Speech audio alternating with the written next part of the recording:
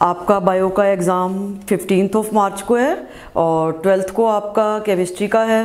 तो इस दौरान only 2 days are there between the 12th and 15th for your preparation. तो आज मैं आपको कुछ ऐसी टिप्स दूंगी कि इन 2 दिनों के दौरान आपने किस तरह से अपने आप को प्रिपेयर करना है, क्योंकि टाइम तो बहुत ही ज़्यादा कम है और उसमें हमने मैक्सिमम आउटपुट देनी है। I want to tell you कि आपको इसमें मैक्सिमम आउटपुट कैसे देनी है कि मैक्सिमम आपने 18 आवर्स कह लो एक दिन के अंदर आपने डिवोट करने ही करने हैं, अगर आप अच्छे से उसको रिवीजन करना चाहते हो। तो मैं आपको कुछ टिप्स देना चाहूँगी जिसके बेसिस पे you are able to revise it thoroughly in such a short time. एक थोड़े समय में आप अच्छे से उसको रिवाइज कर सको प्लान्ड वे में। और फिर मैं आपको थोड़ी सी रिवीजन भी करवाना चाहूँगी कि चैप्टर वाइज किस तरह से कुछ ऐसे क्वेश्चंस बताऊँगी या एनसीईआरटी बेस्ड असाइनमेंट्स दूँगी और मैक्सिमम क्वेश्चंस उसी में से ही आएंगे।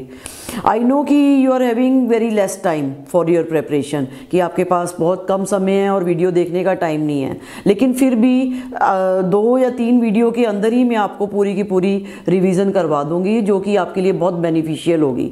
ऐसे मैक्सिमम क्वेश्चंस बताऊंगी, उन क्वेश्चंस के बेसिस पे आप उनके आंसर्स अपने आप ही सर्च करके एंड उनको सॉल्व कर सको और अच्छे से उनको रिवाइज कर सको। तो सबसे पहले तो मैं आपको टिप्स देना चाहूँगी कि किस तरह से आपने एनसीईआरटी को रिवाइज करना है। तो फर्स्ट ऑफ ऑल आपने पहले एनसीईआरटी की हुई है तो आपको बहुत ज़्यादा टाइम नहीं लगेगा एक रीडिंग मारने में। तो एक अच्छे से आपने एक रीडिंग करनी है एनसीईआरटी की, ये तो आपने करना ही करना है if you want to score more than 95% marks. 95% से ज़्यादा आपको मार्क्स चाहिए, तो एक प्लान्ड वे में आपने उसको एनसीईआरटी को रिवाइज करना है, अच्छे से रीडिंग लगानी है, ठीक है। और मैं आपको जो असाइनमेंट्स बताऊंगी ना, वो उसके बेसिस पे आपकी रिवीजन ऑटोमेटिकली हो ही जाएगी। जब मैं इन टिप्स के बाद आपको कुछ इन सब लेसन्स की एक बार रिवीजन दूंगी बहुत जल्दी, तो जिसके बेसिस वो क्या होगी, एनसीईआरटी बेस्ड असाइनमेंट्स होगी, तो जिसके बेसिस पे आप उसको लेसन की रीडिंग तो आपकी हो ही जाएगी ऑटोमेटिकली। तो एक क्विक लुक होगा वो आपके लिए, तो आपने वो ज़रूर करना है, ठीक है।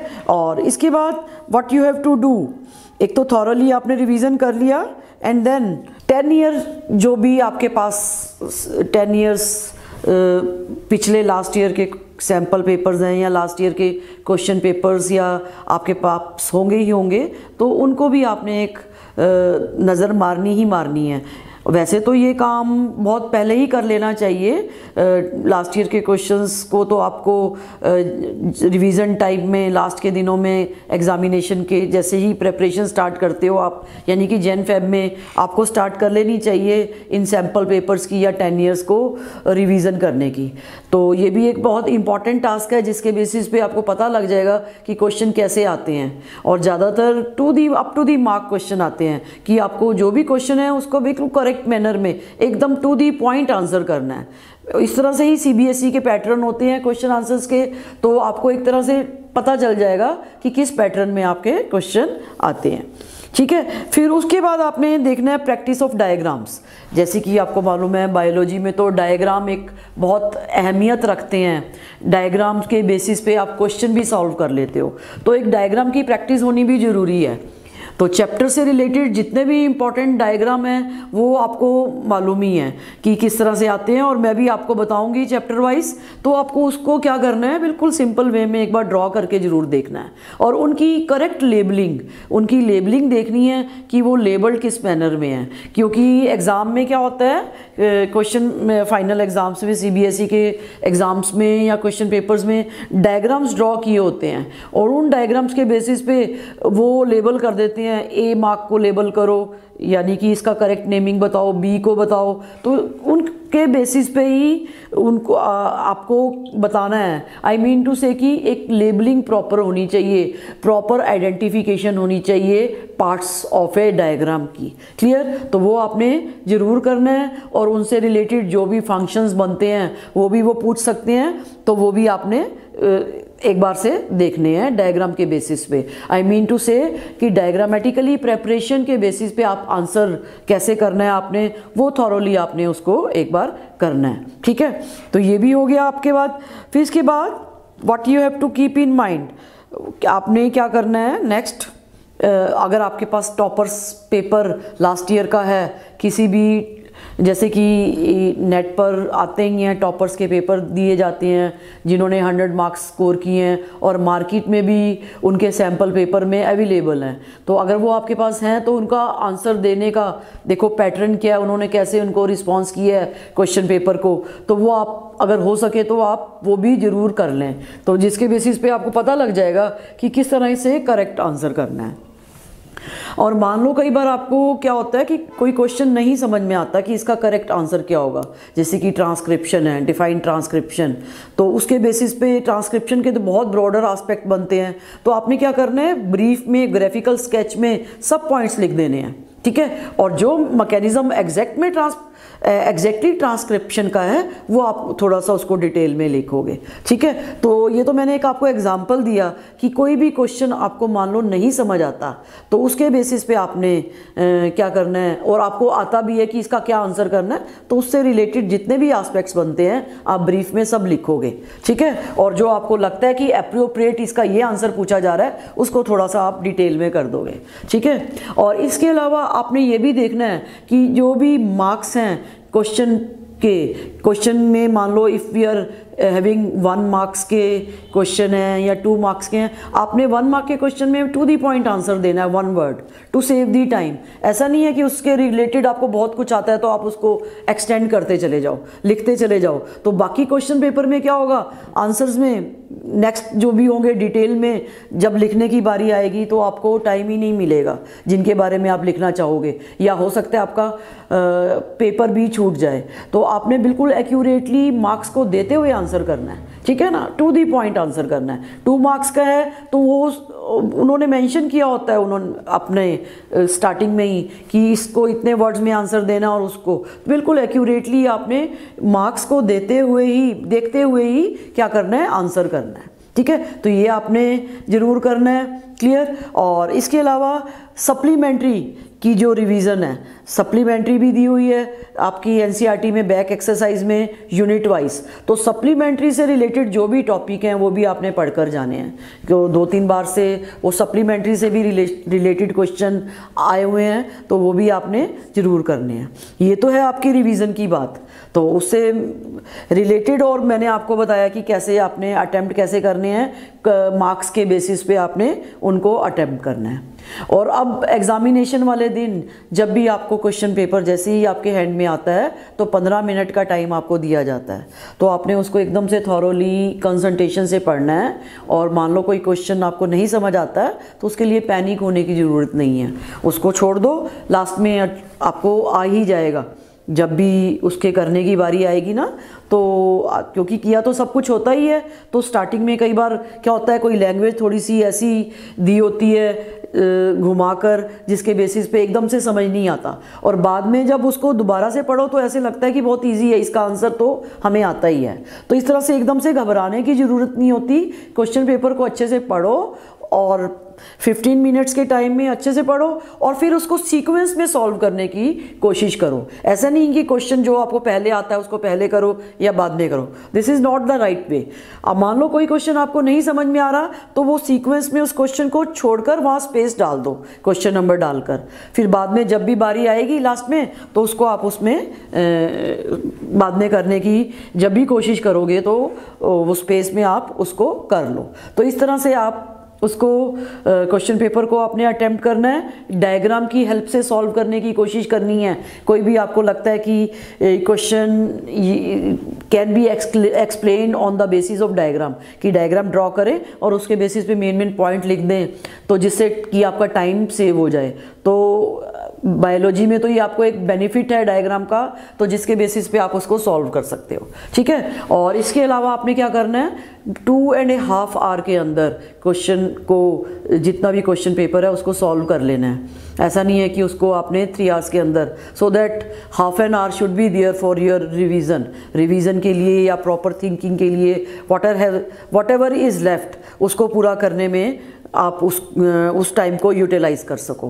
तो आप कोशिश करो कि 2.5 आवर में। और ये जो भी क्वेश्चन पेपर होते हैं सीबीएसई के बहुत ज़्यादा लेंथी नहीं होते, और उन्होंने मेंशन किया ही होता है कि इस क्वेश्चन का इतने वर्ड्स में ही आंसर देना है और टू दी पॉइंट आंसर देने के कारण इतना ज़्यादा ऐसा नहीं होता कि बहुत ज़्यादा टाइम चाहिए क्वेश्चन पेपर को सॉल्व करने में, और बायोलॉजी में हमने बहुत ज़्यादा थीसिस लिखनी है, ऐसा कुछ नहीं है।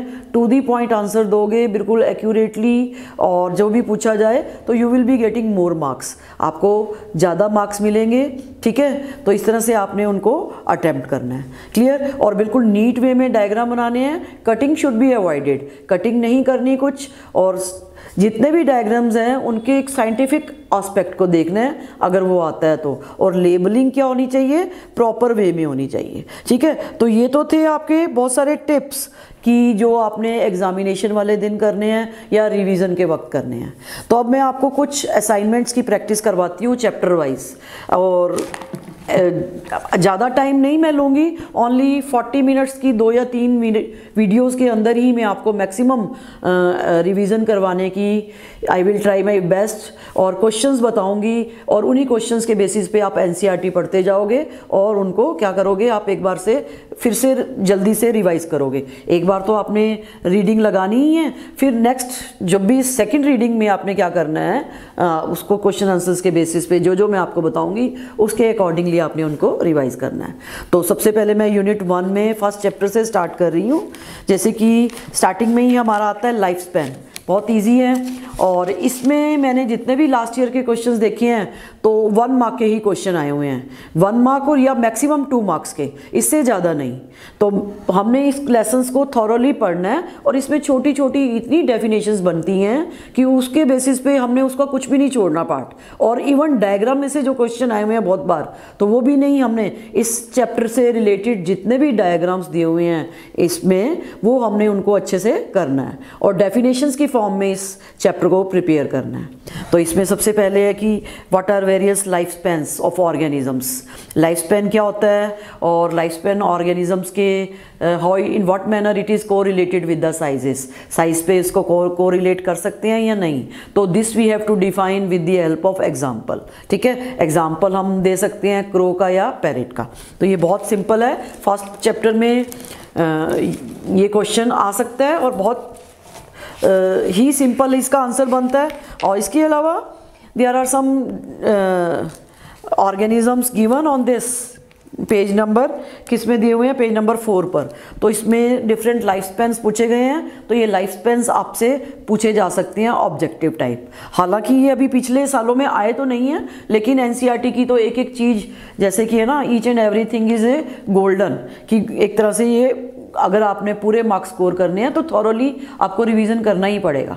तो एक क्विक वे में आप इनकी लाइफ स्पैन को कर लेना, जैसे कि एलिफेंट का 75 ईयर्स है, रोज़ का 12 ईयर्स है, डॉग का 25 के आसपास है, बटरफ्लाई 1 to 2 वीक्स, ये आपको पूरे के पूरे मिल जाएंगे सबके लाइफ स्पैन्स, तो आपने वो करना है।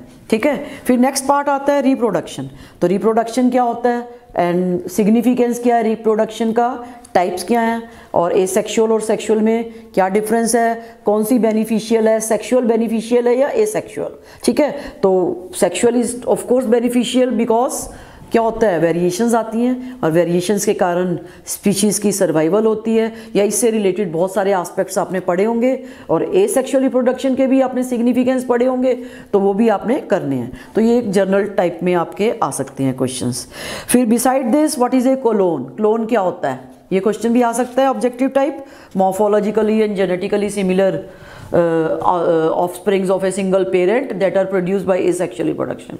ठीक है, तो एनसीईआरटी ही के बेसिस पे आपने आंसर देने हैं। ठीक है, और इसके अलावा व्हाट दे कैन आस्क, जैसे कि इसमें डायग्राम बने हुए हैं अमीबा में किस तरह से कौन सा फ्यूजन हो रहा है, what type of fusion has been shown, तो इसमें डायग्राम की हेल्प से दे कैन आस्क यू।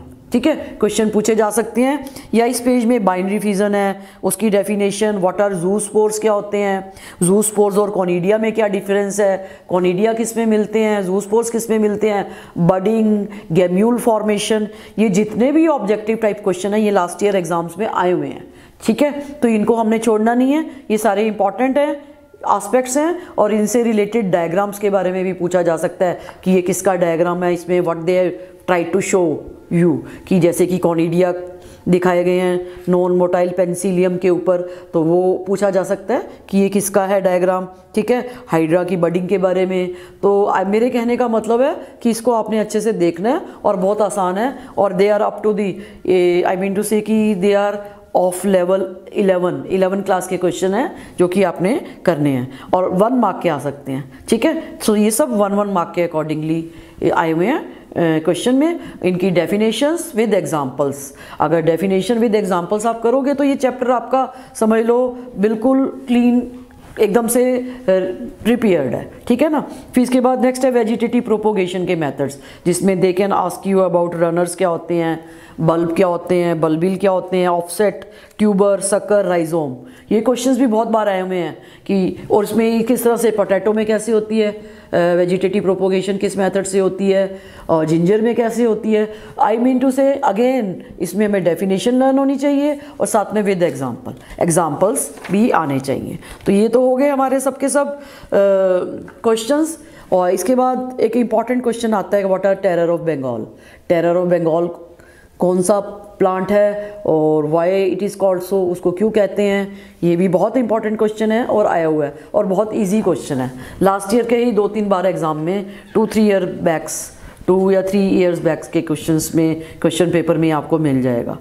तो आप खुद ही देखोगे या आपने सैम्पल पेपर्स पढ़े होंगे, लास्ट ईयर्स की प्रैक्टिस की होगी, तो आपको पता चल ही जाएगा कि किस तरह से ये क्वेश्चन पूछे गए हैं बारी बारी।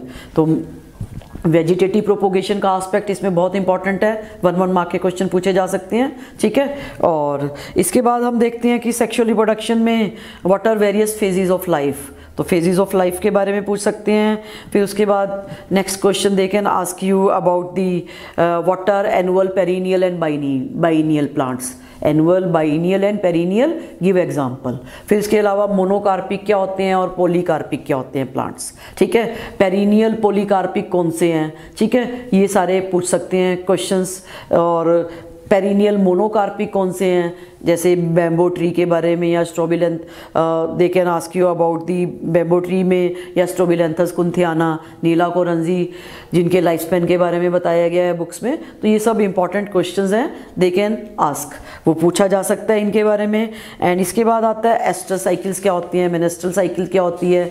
एस्ट्रस मेनेस्ट्रल तो हमने डिटेल में आगे पढ़ी ही है, आगे आएगी ही आएगी। एस्टर साइकिल में भी क्या होती हैं, 2 या 3 जो भी बिहेवियर साइंस होते हैं, और किसमें नॉन प्राइमेट्स में ये साइकिल चलती है, क्लियर। और मॉर्फोलॉजिकल चेंजेस आते हैं, बिहेवियर चेंजेस आते हैं, ठीक है, जिसमें हार्मोन्स भी चेंज होते हैं, जिसके कारण female is ready to accept the male. तो ये इंपॉर्टेंट पॉइंट्स एस्टर साइकिल के हैं जो कि मेनेस्ट्रल से इसको डिमार्केट करते हैं।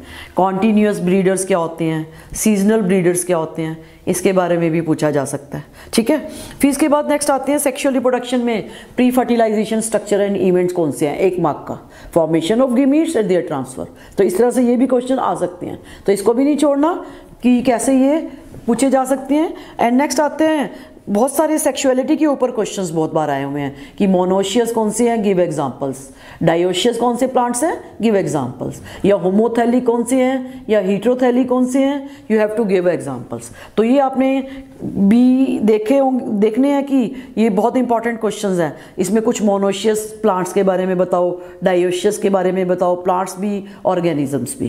तो मैं आपको क्वेश्चन बता रही हूँ क्योंकि इतना टाइम नहीं है, आंसर्स तो अब तक इस समय तक तो आपको आ ही गया होगा, या इसको एक बार क्विकली आप रिवाइज कर लें जो मैं आपको क्वेश्चंस बता रही हूँ, ठीक है। और स्टेमिनेट कंडीशंस क्या होती हैं, पिस्टिलेट कंडीशंस क्या होती हैं, दे कैन आस्क, जिसमें स्टेमिनेट स्टेमन्स प्रेजेंट होते हैं जिस फ्लावर्स में, पिस्टिलेट जिसमें पिस्टिल और फीमेल पार्ट प्रेजेंट होता है। तो ये सब क्वेश्चन आए हुए हैं। तो ये सेक्सुअलिटी के बेसिस पे, हेप्लॉइडी क्या होती है, ठीक है, और इसके अलावा डिप्लॉयड क्या कंडीशंस होती हैं, मियोसाइट्स क्या होती हैं, बहुत इंपॉर्टेंट क्वेश्चन है। ये भी आता है कि जो सेल्स जिनमें मियोटिक डिवीज़न होता है वो उनको हम बोलते हैं मियोसाइट्स, ठीक है। चाहे वो मियोटिक डिवीज़न तो हमें पता है डिप्लॉयड सेल्स में होता है, जर्म मदर सेल्स में होता है, ठीक है।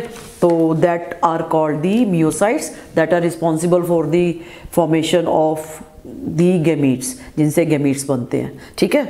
और ये पेज नंबर 12 पे बहुत बार क्वेश्चन आए हुए हैं। अर्थवर्म का डायग्राम दिया गया है, अर्थवर्म से रिलेटेड टेस्टिस ओवरीज कौन से पोर्शन में होती हैं, स्पर्मेथिकल अपर्चर बताए हुए हैं, क्लाइटेलम क्या होता है। तो ये आप 11th लेवल के हिसाब से इनके आंसर्स कर सकते हो, ठीक है।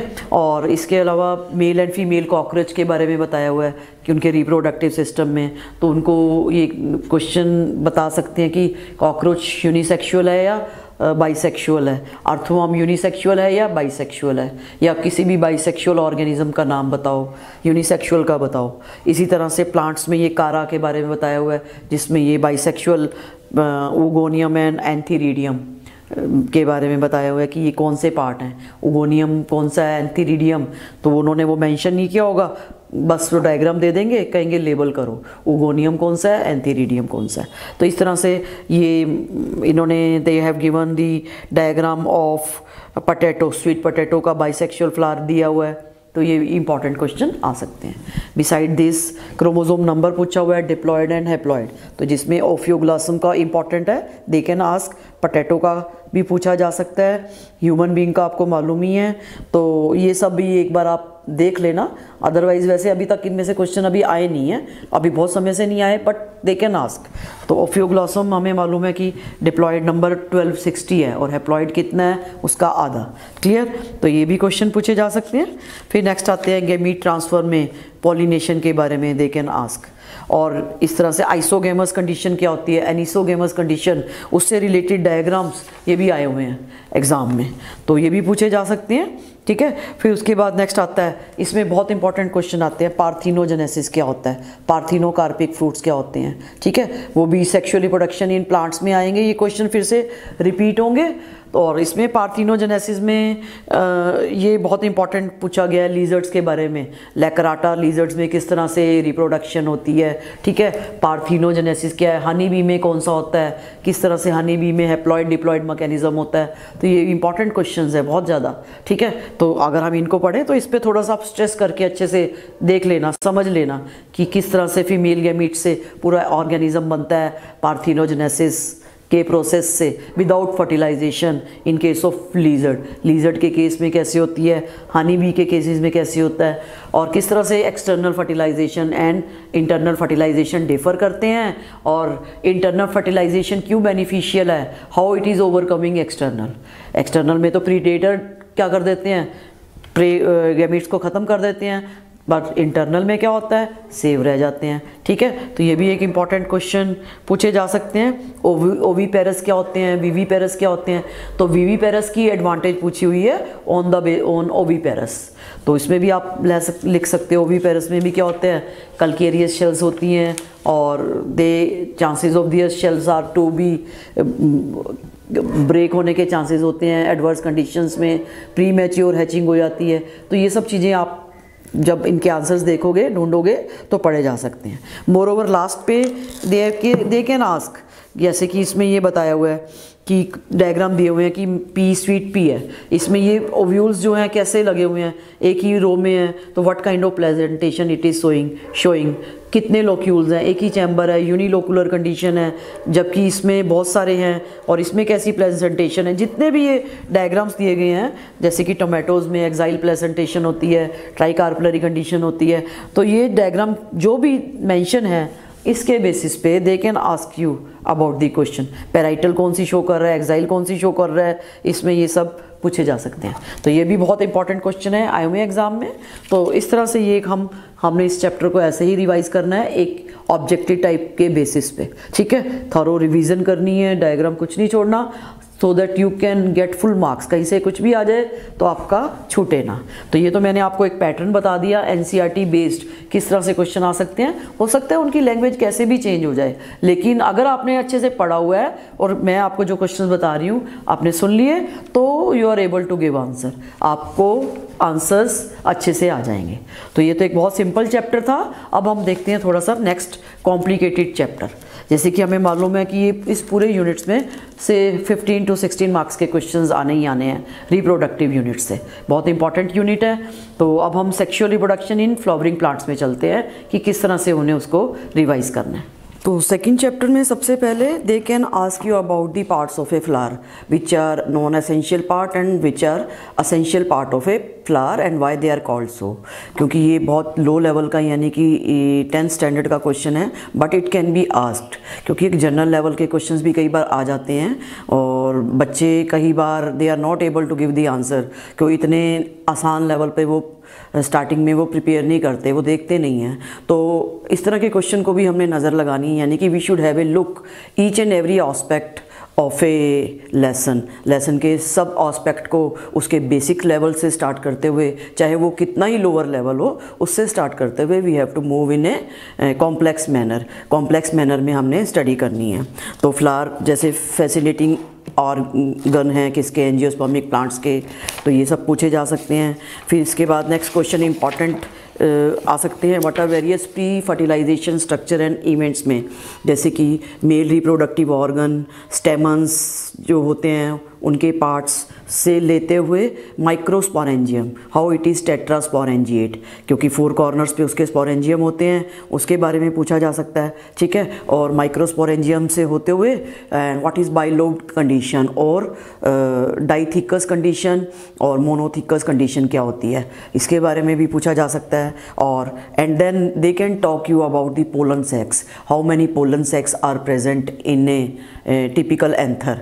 तो आपको मालूम है टेट्रास्पोरेंजिएट कंडीशन होती है और पोलन सेक कितने होते हैं, 2 होते हैं, ठीक है। और जैसे कि मैच्योरिटी पे, तो ये सब आपने एनसीईआरटी पढ़ोगे तो you will be able to give answers, इस तरह के आप आंसर्स को बता सकते हो, ठीक है। तो इस तरह से नेक्स्ट क्वेश्चन आ सकता है वॉल ऑफ द माइक्रोस्पोरोजेनस स्पोरेंजिया, जैसे कि उसमें डिफरेंट वॉल लेयर्स हैं, उनके क्या फंक्शंस हैं, और इन सब की besides that they can ask you about the ploidy level, haploid है which part is haploid and which part is diploid. तो इसमें हमने देखना है कि माइक्रोस्पोरोजेनेसिस से पहले all the parts they are diploid in nature except tapetum. Tapetum क्या होती है, इट मे बी मल्टीन्यूक्लिएट और it may be binucleate in nature. और फंक्शंस ऑफ टेपिटम क्या हैं, जो कि एक इंपॉर्टेंट वॉल लेयर है स्पोरोजेनस टिश्यू के चारों तरफ, यानी कि माइक्रोस्पोरेंजिया के वॉल लेयर्स के बारे में, और सब वॉल लेयर्स के फंक्शन, चाहे वो एंडोथीशियम है या चाहे हम कह लें 2-3 मिडल लेयर्स हैं, दे कैन आस्क अबाउट, ठीक है, इसके बारे में, उनकी प्लाइडी के बारे में। और इसके अलावा they can ask you about the sequence भी पूछा जा सकता है इस माइक्रोस्पोरेंजियम में, अंदर से लेकर बाहर तक, यानी कि स्पोरोजेनस टिश्यू से स्टार्ट करते हुए बाहर तक वॉल लेयर्स तक, या बाहर से अंदर तक, from inside to outside and from outside to inside, clear. और प्लाइडी तो मैंने आपको बता दिया कि स्पोरोजेनस टिश्यू की तो डिप्लॉयड होगी, फिर microspore mother cell diploid, and then meiotic division से, meiotic is a reductional division जिसमें diploid number converts into haploid, तो जिसके कारण क्या होगा, माइक्रोस्पोर सेल्स बनेंगी and ultimately they will be converted into pollen grains, ठीक है। तो पोलन ग्रेन्स का स्ट्रक्चर भी पूछा जा सकता है, उसकी प्लाइडी लेवल, और पोलन ग्रेन्स में 2 सेल्ड कंडीशन और 3 सेल्ड कंडीशन किस में होती है, ये सब क्वेश्चन पूछे जा सकते हैं। और besides that there are diagram given in पे, जैसे माइक्रोस्पोरेंजिया का डायग्राम गिवन है, तो आप इसमें बिल्कुल सिंपल लेवल में आपने इसको ड्रॉ करना है। जैसे कि माइक्रोस्पोरेंजियन फिगर 2.3 में पेज नंबर 22 पर दिया गया है, इसमें आपका 2 पार्ट अगर डायग्राम आ जाए तो फर्स्ट वाले 2 डायग्राम्स आप कर सकते हो, ठीक है। और if they ask you about the diagram on the lower side, जैसे जहाँ से रप्चरिंग हो रही है उसमें वो वाली सेल्स कौन सी हैं, एंडोथीशियम की सेल्स हैं, कहाँ से रप्चरिंग हो रही है, तो ये सब चीज़ें दे कैन आस्क यू, मतलब to the point I mean to say they will ask you the question. और आपको थॉरोली स्टडी होनी चाहिए if you want to get score even up to the 100% marks, तो आपने कुछ नहीं छोड़ना। जैसे कि मैं आपको डायग्राम के बारे में बता रही हूँ, each and every part should be thoroughly studied, और सबके फंक्शंस क्लियरली इंडिकेशन हो, सबकी लेबलिंग प्रॉपर हो, और सिंपल वे में डायग्राम की प्रैक्टिस भी हो आपको ड्रॉ करने की, क्योंकि कुछ भी आ सकता है। अगर इससे थ्योरेटिकल क्वेश्चन आ जाए सो दैट आप उसके बेसिस पे भी, डायग्राम के बेसिस पे भी आप सॉल्व कर सकते हो। तो ये सब क्वेश्चंस दे कैन आस्क। तो इसमें माइक्रोस्पोरोजेनेसिस के बाद पोलन ग्रेन्स का क्या स्ट्रक्चर होता है, एक्साइन किसकी बनी होती है, एंटाइन क्या होती है, what are germ pores, what is their function, where they are present. तो ये सब क्वेश्चंस पूछे जा सकते हैं, ठीक है, ऑब्जेक्टिव पॉइंट ऑफ व्यू से भी, और they can divide them into A B C part if they come into 3 marks questions. 3 marks questions में आ जाए तो उनके पार्टीशन करके वो किसी भी तरह से वो पूछ सकते हैं। और diagram it is already given in कि अगर आ जाए माइक्रोस्पोर से पोलन ग्रेन की डेवलपमेंट कैसी होती है, that you can show with the help of with the help of diagrams. Diagrams की हेल्प से आप शो कर सकते हो, जो कि आपकी बुक में मेंशन है, और इन डायग्राम को ही आपने एक्सप्लेन करना है ब्रीफली। तो आप जैसे जैसे एक्सप्लेन करोगे ना, और theory it has been given, और जिसके बेसिस पे आपका ये पार्ट भी अच्छे से हो जाएगा। और बहुत इंपॉर्टेंट है ये सब कुछ, बहुत बार ये क्वेश्चंस आए हुए हैं, क्योंकि मैंने आपको बार बार यही कह रही हूँ कि एनसीईआरटी में तो कुछ भी कभी भी कैसे भी आ सकता है, इसलिए हमें छोड़ना तो कुछ है नहीं है। अगर हमारे हाई स्कोरिंग टेंडेंसी है कुछ, अगर हमने अच्छे से स्कोर करना है, और बायोलॉजी ही क्या करता है, एक अच्छी स्कोरिंग लाता है 12th लेवल में, if you are having a good preparation और रेगुलर प्रेपरेशन हो अबाउट दी बायोलॉजी। बायोलॉजी में स्टार्टिंग से ही आप प्रैक्टिस करो, थॉरोली रिटन करो, तब आपके पूरे के पूरे 100% मार्क्स यू कैन स्कोर, और जिसके बेसिस पे आपकी परसेंटेज काफ़ी इंप्रूवमेंट हो सकती है as compare to that of physics and chemistry, ठीक है। लेकिन मैं तो यही कहूँगी आप सब सब्जेक्ट्स की अच्छे से प्रेपरेशन करो, अच्छे से दो, ठीक है। अब नेक्स्ट क्वेश्चन है पोलन ग्रेन्स का सिग्निफिकेंस, पॉजिटिव एडवांटेज क्या होता है, why the sports person they take it, ठीक है। और पोलन ग्रेन्स को हम प्रिजर्व कैसे कर सकते हैं, what is meant bye viability of pollen grains, pollen grains की वायबिलिटी क्या है। उसमें एग्जांपल्स दिए हुए हैं आपकी बुक में, वीट के दिए हुए हैं, और so many different examples they have given. तो with the help of examples each and everything should be revised. आपने रिवाइज करनी है सबके एग्जाम्पल, और ये जो भी क्वेश्चन मैं आपको बता रही हूँ आपने उसके अकॉर्डिंगली करना है, ठीक है। अब हम देखते हैं नेक्स्ट का पार्ट, फीमेल पार्ट, पिस्टिल और मेगास्पोरेंजियम, ठीक है, और एम्ब्रियोसैक, और we can say female gametophyte. तो इसमें हमने मेगास्पोरेंजियम का स्ट्रक्चर यानी कि ओव्यूल का structure diagram is very important. और इसमें बहुत बार क्वेश्चंस आए हुए हैं, जैसे कि एक तो मैंने आपको बताया कि इसमें एनाट्रोपस ओव्यूल का स्ट्रक्चर ड्रॉ करके दिखाओ, जो कि आपकी बुक में पेज नंबर 25 में D part, that is an inverted anatropous ovule, it has been given. आपने इसको ड्रॉ करके बताना है, इसके डिफरेंट पार्ट्स, ठीक है, डिफरेंट पार्ट्स की सीक्वेंस, और इनमें प्लाइडी, हर पार्ट की ploidy, whether they are haploid, diploid और ट्रिप्लॉयड कंडीशन जब एंडोस्पर्म में आती है आफ्टर डबल फर्टिलाइजेशन, वो क्या होती है। और एम्ब्रियोसैक और फीमेल गैमीटोफाइट में पोलर न्यूक्लियाई जो कि सेंटर में प्रेजेंट होते हैं, साइनर्जिट्स क्या होते हैं, what is the function of filiform apparatus, जो आपकी एग एपरेटस के दोनों तरफ की सेल्स हैं साइनर्जिट, जिनमें ये फिलीफॉर्म एपरेटस प्रेजेंट होता है, उसका फंक्शन पूछा जा सकता है, ठीक है। और बिसाइड दैट एंटीपोडल सेल्स क्या होती हैं, उनकी प्लाइडी के बारे में पूछा जा सकता है। और इसमें कुछ क्वेश्चन दिए हुए हैं, पॉलीकार्पलरी एपोकार्पस कंडीशन और सिनकार्पस कंडीशन के डायग्राम्स दिए हुए हैं, तो वो डायग्राम्स ड्रॉ करके इसको आइडेंटिफाई करो। ये क्वेश्चन बहुत बार आए हुए हैं, माइकीलिया के बारे में, माइकीलिया का डायग्राम आया हुआ है। और इसके अलावा they have given the diagram of some syncarpous pistil, किसका दिया हुआ है, तो उसके बारे में भी they can ask you about, तो उसमें भी ये आपको दे सकते हैं। अब हम आते हैं नेक्स्ट पार्ट पर, और इसमें डायग्राम्स के बेस पे पॉलीकार्पलरी सिनकार्पस, एपोकार्पस कंडीशन, ओपियम का डायग्राम दे हैव गिवन, ठीक है। तो ये सब दिया हुआ है, वो आपने करना है अच्छे से। फिर उसमें development, how an embryo sac is और a typical ovule is 7 celled 8 nucleate condition में कैसे अचीव करता है, तो ये सब चीज़ें और इसे डायग्राम की हेल्प से आप इसको कर सकते हो। What is a monosporic development and what is a polysporic development, ये क्वेश्चन बहुत बार आए हुए हैं ऑब्जेक्टिव पॉइंट ऑफ व्यू से या 1 और 2 मार्क की फॉर्म में, ठीक है। तो ये भी आपने बहुत डिटेल में इनको बुक के अकॉर्डिंगली आपने करना है, और with the help of diagram.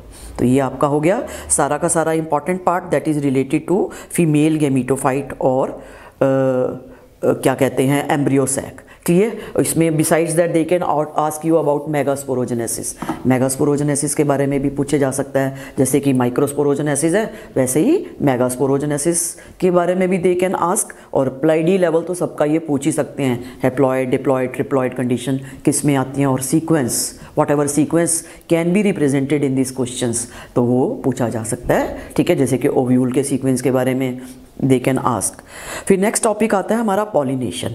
तो पॉलिनेशन में जैसे कि नॉन मोटाइल गैमीट्स कौन से होते हैं, और एंजियोस्पर्मिक फ्लावरिंग प्लांट्स में तो क्या होते हैं, gametes are non motile, they are carried with the help of some agencies. तो हम उसके बारे में ही बता सकते हैं, नॉन मोटाइल गैमीट्स के बारे में। मेल एंड फीमेल दोनों are non motiles. And in what manner pollination occur, autogamy क्या होती है, गिटनोगैमी क्या होती है, जीनोगैमी क्या होती है और किस किस में प्रेजेंट होती है, क्लिस्टोगेमस फ्लावर्स क्या होते हैं, ठीक है, एंड कैज्मोगेमस फ्लावर्स क्या होते हैं, इसके बारे में। And what is A assured seed set. Assured seed set जैसे कि हमें पता है कि स्वीट पी में होता है, उसमें क्यों होता है, क्योंकि उसमें बाइसेक्सुअल फ्लावर्स होते हैं, बड कंडीशन में ही anther and pollen, anther and stigma they are very close, तो पॉलिनेशन एश्योर्ड होनी है, फर्टिलाइजेशन होनी है, that is why there is an assured seed set in case of pea, but not in case of some other plants such as जो भी हमारे कैज्मोगेमस flowers होते हैं उनमें नहीं होती, क्योंकि उनके तो ओपन फ्लावर्स होते हैं और क्रॉस पॉलिनेशन के चांसेस ज़्यादा होते हैं, और हो सकता है कि पॉलिनेशन ना हो, फर्टिलाइजेशन ना हो, ठीक है। तो ये सब क्वेश्चंस पूछे जा सकते हैं। फिर इसके बाद एजेंट्स ऑफ पॉलिनेशन में हमें मालूम है मेजॉरिटी में एबायोटिक पॉलिनेशन ज़्यादा कॉमन होती है, और उसमें वाटर जो होती है क्वाइट रेयर होती है, सेकंड नंबर पे एबायोटिक में, और जो कि 30 नंबर ऑफ जीनरा में लिमिटेड होती है, मेनली इन मोनोकॉटिलिडन्स में। तो इसके ऊपर भी क्वेश्चन आ सकता है, ठीक है। और इसमें बहुत सारे एग्जांपल वाटर पॉलिनेशन के दिए हुए हैं अलग अलग से, जैसे वेलिसिनेरिया में कैसे होती है, वाटर लिली में कैसे होती है। वाटर लिली में जैसे कि हमें मालूम है पानी में रहता है plant, but insect pollination is there, ठीक है। हाइड्रिला में कैसे होती है, जोस्टेरा जो मैरीन ग्रास है उसमें कैसे होती है। ये आपने एक एक लाइन अच्छे से पढ़नी है, और इसके बेसिस पे आपने उनके आंसर करने हैं, एग्जैक्ट आंसर्स पूछे जा सकते हैं, ठीक है। आपको बिल्कुल भी गेस नहीं करना, exact whatever has been given in NCERT, आपने इसको थॉरोली स्टडी करना है। ये सब क्वेश्चंस आए हुए हैं, ठीक है, किसी भी लैंग्वेज में आ सकते हैं, लेकिन मैं आपको एनसीईआरटी सिंपल वे में आपको बता रही हूँ ना, इन ए क्विक मैनर, कि किस तरह से आपने इनको रिवाइज करना है। और अगर आपने इसको पहले किया हुआ है, अच्छे से पढ़ा हुआ है, तो एकदम से रिवीजन में you will recall all this things, आपको एकदम से याद आ जाएंगी जल्दी जल्दी, बहुत फास्टली क्विकली स्टडी करने से। तो you will all recall all this things, सब आपको याद आ जाएगा। पर आपने छोड़ना कुछ नहीं है इन 2 दिनों में, each and everything should B thoroughly studied and revised. और जैसे जैसे मैं क्वेश्चन बता रही हूँ वैसे वैसे आप करते जाओगे, क्लियर। तो ये पॉलिनेशन के एजेंट्स हो गए, और बायोटिक पॉलिनेशन में इंसेक्ट पॉलिनेशन क्या होती है, ठीक है, और इसमें एग्जाम्पल्स दिए हुए हैं। व्हाट आर नेक्टर रोबर्स क्या होते हैं, ठीक है, जो भी पॉलन ग्रेन को चुरा लेते हैं। फ्लोरल रिवॉर्ड्स क्या होते हैं, ये इसके बारे में पूछा जा सकता है। एमार्फोफिलस फ्लावर्स का कैसे किस तरह से इनमें पॉलन क्या रिलेशनशिप है यूका के साथ। तो ये इंपॉर्टेंट, बहुत इंपॉर्टेंट क्वेश्चन है, बहुत बार आया हुआ है ये क्वेश्चन, तो इसको हमने मिस नहीं करना, ठीक है। ये हमारे इकोलॉजी में भी आएंगे, इंट्रैक्शन इस तरह से, मोथ एंड यूका रिलेशनशिप क्या होते हैं। तो ये सब questions, all these are very important question, they can ask you, आ सकते हैं। अब मैं ये तो नहीं कहूँगी कि सब क्वेश्चंस आ जाएंगे एक ही इसमें, तो ये सब आए हुए हैं क्वेश्चन, सब आए हुए हैं जिनको मैं आपको अब बता रही हूँ, तो इसलिए हमें छोड़ना तो कुछ है ही नहीं है। फिर नेक्स्ट आता है what are various outbreeding devices. Outbreeding devices क्या होती हैं, to discourage the self pollination and encourage the cross pollination. Cross pollination को एनकरेज करने के लिए 4 या 5 डिवाइसेस दी गई हैं कि क्रॉस पॉलिनेशन हो तो वेरिएशंस आएँ, जेनेटिक वेरिएशंस आएंगी तो एडवांटेज बढ़ेगी, survival of species will be there, survival of plant species और organism will be there by the help of cross pollination.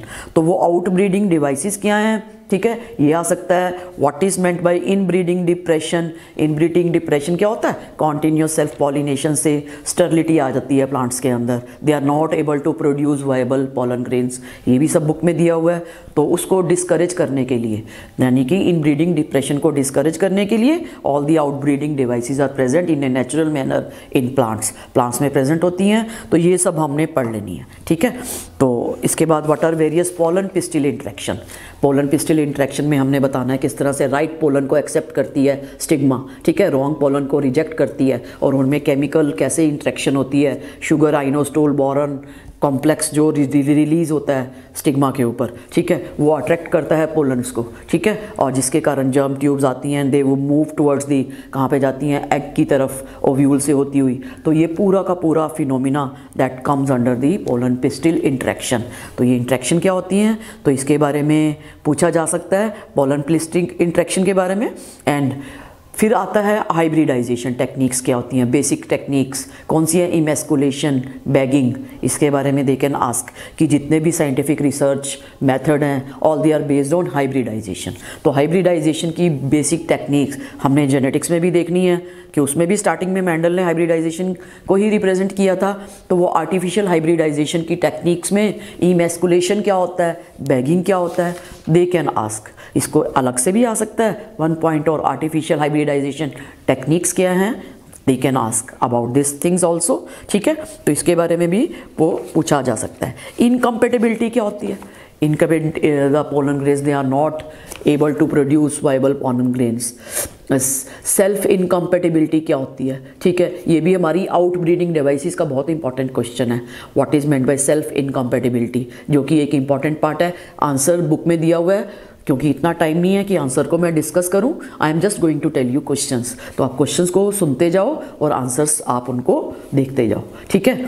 तो अब हम आते हैं नेक्स्ट पार्ट पे। इसमें double fertilization and triple fusion क्या होता है, एक करेक्टरिस्टिक फीचर है एंजियोस्पर्मिक प्लांट्स का, ठीक है।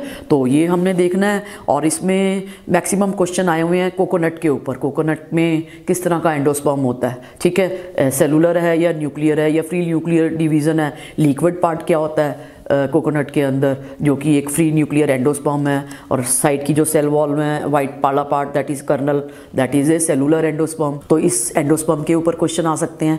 एंडोस्पर्मिक या एल्ब्यूमिनस और नॉन एल्ब्यूमिनस सीड्स कौन से होते हैं, उनके बीच में डिफरेंस क्या होता है। स्वीट पी का सीड जो है दैट इज एक्स एल्ब्यूमिनस, और एंडोस्पर्म उसमें सर्वाइव करता है या नहीं करता, इसके बारे में क्वेश्चन पूछे जा सकते हैं। कैस्टर के बारे में, कैस्टर जैसे कि एक डाइकोटिलीडन है, लेकिन उसका जो सीड है वो एंडोस्पर्मिक होता है, तो उसमें what you want to tell कि वो एंडोस्पर्म परसिस्ट कर जाता है, ठीक है। तो ये क्वेश्चन आ सकते हैं। डेवलपमेंट आ सकती है, जैसे कि ये इसमें बताई हुई है, हाउ दी एम्ब्रियोजेनेसिस की post fertilization structure and even में फर्टिलाइज्ड एम्ब्रियो कैसे फॉर्मेशन होती है, यानी कि ये जो फर्टिलाइज्ड ओव्यूल है आफ्टर दैट जाइगोट एम्ब्रियो में कैसे चेंज होता है, एम्ब्रियोजेनेसिस कैसे होती है डाइकोटिलीडन्स के अंदर। डाइकोटिलीडन्स में कैप्सुला बर्सा पेस्टोरिस का एग्जांपल मोस्ट कॉमन है, और आपकी बुक में डायग्राम दिए गए हैं, उन डायग्राम को आपने बिल्कुल ब्रीफली एक्सप्लेन करना है जैसे कि बुक में ही दिया हुआ है, ठीक है। तो उसके बेसिस पर आपने डायग्राम को अच्छे से प्रैक्टिस कर लेना है और बताना है कि कौन सी ग्लोबुलर स्टेज है, हार्ट शेप्स कौन सी आती है, फिर उसके बाद कोटिलीडन्स निकलने शुरू हो जाते हैं। इपिकोटाइल वाला पार्ट कौन सा है इसमें, हाइपोकोटाइल वाला पार्ट कौन सा है, इपिकोटाइल से क्या बनता है, हाइपोकोटाइल से क्या बनता है। तो ये डेवलपमेंटल स्टेजेस भी आ सकती हैं। और इसके अलावा डाइकोटिलीडन एम्ब्रियो का पार्ट, कि डाइकोटिलीडन एम्ब्रियो में डिफरेंट जो भी पार्ट्स हैं, हम कह सकते हैं डिफरेंट पार्ट्स कौन से हैं उसमें एम्ब्रियोनल एक्सिस के, दे कैन आस्क। उसके बारे में मोनोकोटिलीडन में भी पूछा जा सकता है कि डिफरेंट कोलोपटाइल क्या होता है, कोलोराइजा क्या होता है, ईपीब्लास्ट जो कि एक रेमनेंट है डाइकोटिलीडन्स का, कि ये कोटिलीडन ईपीब्लास्ट में चेंज हो गया, यानी कि वो डीजनरेट हो गया, तो वो मोनोकोटिलीडन कंडीशन आ गई। तो ये इसमें जो भी डायग्राम दिए गए हैं एनसीईआरटी में, तो वो भी आप ड्रॉ करेंगे इसको, क्योंकि ये आ सकते हैं और इनके डिफरेंट पार्ट्स को लेबल करना भी आ सकता है, ठीक है। तो ये डिफरेंट क्वेश्चंस हो गए। फिर इसके बाद नेक्स्ट आते हैं सीड्स के बारे में, मैंने आपको बता दिया, ठीक है। व्हाट इज़ ए पेरिस्पर्म, ये इंपॉर्टेंट क्वेश्चन है, 1 मार्क का आ सकता है। Persistent nucellus is called the perisperm, ठीक है। किस में मिलता है, तो आपको पता ही है, इसमें आपको ब्लैक पेपर एंड बीट में मिलता है, ठीक है। और इसके अलावा they can ask you what do you mean by dormancy. Dormancy क्या होता है, why there is a need of dormancy, और कैसे डॉर्मेंसी को ओवरकम किया जा सकता है। तो ये इंपॉर्टेंट क्वेश्चन आ सकते हैं, ठीक है। फिर नेक्स्ट बहुत इंपॉर्टेंट क्वेश्चन, एवरी टाइम बहुत बार पूछा गया, what is a false fruit, what is a true fruit, और what are various kinds of fruits that are formed in mango. Mango में कैसे बना, ट्रू फ्रूट्स। बनाना में कैसे बना, बनाना में बना तो और ओवरी से, लेकिन it is not a true fruit होते हुए भी, क्योंकि बिना फर्टिलाइजेशन के बना, ठीक है। तो उसको हम बोलते हैं फॉल्स फ्रूट, ठीक है। फॉल्स फ्रूट में तो हमने देखना है कि थैलेमस भी कन्वर्ट हो जाता है किस में, फ्रूट में, जैसे कि एप्पल के केस में, ठीक है। तो इस तरह से हम पार्थिनोकार्पिक फ्रूट, ये सब questions they can ask you, जैसे कि बहुत इंपॉर्टेंट क्वेश्चन पूछा गया है इसमें। I can tell you, banana is a true fruit but it is a parthenocarpic fruit, give reason. तो ये क्वेश्चन आ सकता है। और इसके अलावा कुछ जनरल लेवल के क्वेश्चन भी बहुत बार एग्जाम में आए हुए हैं, जैसे कि the meiocyte of rice has 24 chromosomes, how many chromosomes are present in endosperm, तो उसके एंडोस्पर्म में कितने क्रोमोसोम्स होंगे। तो ये हर लेवल पे क्वेश्चन इस तरह के पूछे जा सकते हैं। जैसे कि a bilobed dithecous anther has 100 microspore mother cells per microsporangium, how many male gametophytes this anther can produce. तो ये क्वेश्चन आप देख लो, रीजनिंग लेवल का है। अगर आपको इसका मालूम है कौन सा डिवीज़न इन्वॉल्व है, मियोटिक है, एक माइक्रोस्पोर मदर सेल से 4 बनते हैं माइक्रोस्पोर, और उससे 4 माइक्रोस्पोर से 4 पोलन ग्रेन्स में कन्वर्ट होते हैं, तो इसके बेसिस पे आपको पूछ सकते हैं। इसी तरह से जनरेटिव सेल से एक पोलन ग्रेन से 2 मेल गैमीट्स बनते हैं। तो ये बेसिक कॉन्सेप्ट आपको क्लियर होंगे ना, तो इस तरह से जो रीजनिंग वाले क्वेश्चन हैं वो भी आप सॉल्व कर सकते हो। और ये रीजनिंग वाले question I think they are present in back exercise, back exercise भी आपने नहीं छोड़नी, ठीक है। तो ये सब क्वेश्चंस भी आपने अच्छे से करने हैं, ठीक है। तो ये हो गए सारे के सारे फ्रूट्स के बारे में। And then comes the what is meant by the viability of a seed, ये बहुत इंपॉर्टेंट क्वेश्चन है और इसमें विद एग्जांपल्स दिए हुए हैं बुक में। तो ये वायबिलिटी के 3, ल्यूपाइन, ल्यूपिनस, डेट पाम में what ever they have mention in book, तो ये आपने करना है। वायबिलिटी ऑफ सीड्स क्या होती है, and next important part apomixis and polyembryony क्या होती है, how they are overcoming the hybridization. Apomixis एक जेनेटिक मेथड है वैसे तो, लेकिन इसमें हम क्या करते हैं, जितने भी ओव्यूल के डिफरेंट पार्ट्स हैं, चाहे वो न्यूसेलस है चाहे इंटेगमेंट्स है, ठीक है, उससे एम्ब्रियो बनाने की कोशिश करते हैं, तो वो सब किस में आते हैं, एपोमिक्सिस में। और एपोमिक्सिस क्यों रिप्लेस कर रही है, क्योंकि hybridization is a costly technique, costly है, हर बार हाइब्रिडाइजेशन करवानी पड़ती है, मेथड को लॉन्ग टीडियस टास्क है, बहुत टाइम लग जाता है। तो उसको ओवर करने के लिए फार्मर्स ने क्या किया है, क्योंकि ये जेनेटिकल बेस्ड है, तो एपोमिक्टिस सीड्स के डिफरेंट पार्ट से हम नया सीड बनाएंगे, तो व्हाट विल हैपन, तो क्या होगा, पूरा का पूरा प्लांट जो ओरिजिनल अच्छा था, जिसके जीन्स अच्छे थे, वही उसके ही लेवल का एक अच्छा प्लांट प्रोड्यूस हो सकता है, ठीक है। तो ये ओवरकम कर रही है हाइब्रिडाइजेशन को। तो इसके अलावा पॉलीएम्ब्रियोनी क्या है, पॉलीएम्ब्रियोनी क्या होती है, जैसे कि बहुत सारे फ्रूट्स, बहुत सारे एम्ब्रियो बनते हैं, इंटेगमेंट्स के सेल्स प्रोट्रूड करते हैं एम्ब्रियो में, all this things are mentioned in NCERT. तो ये क्वेश्चन पूछे जा सकते हैं और बहुत इंपॉर्टेंट क्वेश्चन है ये भी, कि एपोमिक्टिक एंड पॉलीएम्ब्रियोनी को दे कैन आस्क, किस में होती है, बुक्स में जो भी एग्जाम्पल्स दिए हुए हैं वो सब आ सकते हैं। तो इस तरह से आप ये क्वेश्चन जो भी आपने सुने हैं, आप ऐसे ही रिवाइज करो ये सब क्वेश्चंस, ठीक है, अच्छे से पढ़ो। और ये चैप्टर भी आपका पूरा का पूरा क्लियर हो गया। मैंने आपको सारा का सारा मोस्टली बता ही दिया है, डिफरेंट पार्ट्स भी बता दिए, everything I have told you, ठीक है। अब हम आते हैं नेक्स्ट चैप्टर पर, that is human reproduction. So human reproduction में first of all again there are very important question, simple first general introduction में दिए गए हैं। ओवीपेरस, विवीपेरस क्या होते हैं, ठीक है, and what is insemination, insemination क्या है, ये इंपॉर्टेंट क्वेश्चन है।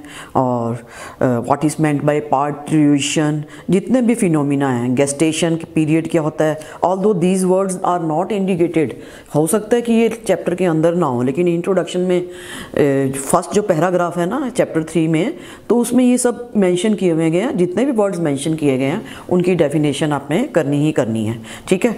तो उसके बाद नेक्स्ट आता है मेल रिप्रोडक्टिव सिस्टम।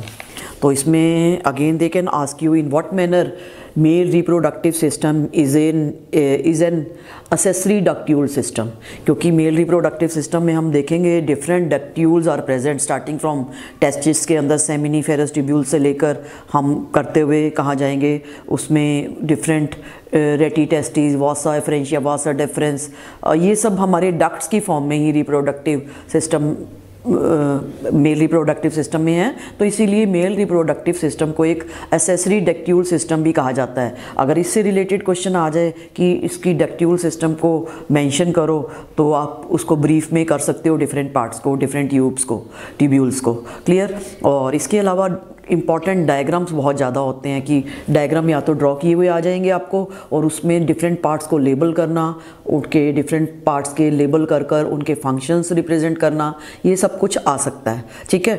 और डिफरेंट पार्ट को एक्सप्लेन करना तो आ भी सकता है, क्योंकि ये भी एक हमने 10th लेवल में किया हुआ है क्वेश्चन, लेकिन थोड़ा सा broader aspect is there in this 12th level में, तो वो हमने सब करना है। फिर उसमें हमने नेक्स्ट करना है what are various cells of the seminiferous tubules. Seminiferous tubule जैसे कि टेस्टिस की सेल्स हैं, ठीक है, तो वो उनकी जितनी भी सेमिनिफेरस ट्यूब्यूल्स का डायग्राम भी ट्रांसफर सेक्शंस जो कि बुक में मेंशन किया हुआ है कि उसकी सेल्स के बारे में पूछा जा सकता है। मेल जर्म सेल्स क्या होती हैं, सर्टोली सेल्स क्या होती हैं, लीडिक सेल्स क्या होती हैं, या कहाँ लोकेशन है इनकी, इन सब सेल्स की। व्हाट इज़ देयर प्लाइडी, प्लाइडी क्या है उनकी, और उनके फंक्शंस क्या हैं, ठीक है। और हार्मोन सीक्रेटिंग सेल्स कौन सी हैं इनमें से, उनकी शेप कैसी होती है, ये सब क्वेश्चंस पूछे जा सकते हैं। More over they can ask you about various tubules, जितनी भी ट्यूब्यूल्स हैं उनके सीक्वेंस कहाँ से हम ले सकते हैं, जैसे rete testis, vasa efferentia, epididymis and then vasa deferens. इनकी सीक्वेंस को हमने अच्छे से करना है, इनके डिफरेंट पार्ट्स, डिफरेंट फंक्शंस को हमने अच्छे से देखना है, ठीक है। और ओपनिंग क्या होती है, जिसमें हम देखते हैं कि एक्सटर्नल जेनिटल ऑर्गन्स, पेनिस की opening that is urethral meatus, वो क्या है that we should know also, ठीक है। डायग्राम भी आपका बुक में जो दिया हुआ है थोड़ा सा कॉम्प्लिकेटेड फॉर्म में है, तो आपकी रेफरेंस बुक्स में बहुत सिंपल फॉर्म में डायग्राम्स भी इससे मिल जाएंगे, बहुत सिंपल आपने ड्रॉ करने हैं इससे रिलेटेड डायग्राम्स।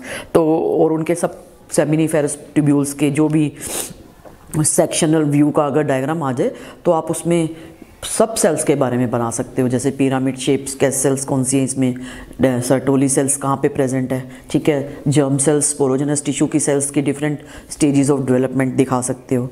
मोरओवर इसके अलावा ये तो हो गया आपका और स्ट्रक्चर के बारे में, और इसके अलावा they can ask you what are various glands, important glands कौन से होते हैं, ठीक है, मेल रिप्रोडक्टिव सिस्टम में, और उनकी secretion and what they form, जैसे कि सीमन क्या होता है, what is a seminal plasma, what is the difference between semen and seminal plasma, all these are mentioned in our NCERT that we have to go through. इन सबको हमने अच्छे से करना है, ठीक है। फिर नेक्स्ट आता है हमारा फीमेल रिप्रोडक्टिव सिस्टम के पार्ट्स, उसको ड्रॉ करना, लेबलिंग करना, again the same thing is there that we have to revise. और उसमें what is the function of fimbriae, fimbriae क्या होता है, इनफंडिबुलम क्या होता है, ओविडक्ट के डिफरेंट पार्ट्स कौन से हैं, ठीक है। और इसमें वोम्ब क्या होता है, that means they are talking about the uterus, uterus के किसी भी जो भी whatever alternative names are there, उसके बेसिस पे क्वेश्चन भी पूछे जा सकते हैं। यानी कि जो भी नाम हमारे एक ऑर्गन के दो बनते हैं ना, तो उनको सबके बारे में हमें नॉलेज होनी चाहिए, तो ये सब पूछा जा सकता है। इसमें भी वॉल लेयर्स के बारे में सीक्वेंस, एक्सटर्नल जेनिटल ऑर्गन्स में कौन से पार्ट्स होते हैं, बर्थ कैनाल कैसे बनती है, ये सब क्वेश्चंस पूछे जा सकते हैं। यूट्रस की डिफरेंट वॉल लेयर्स कौन सी होती हैं, सीक्रेटरी कौन सी लेयर है, ठीक है, तो ये सब दे कैन आस्क अबाउट।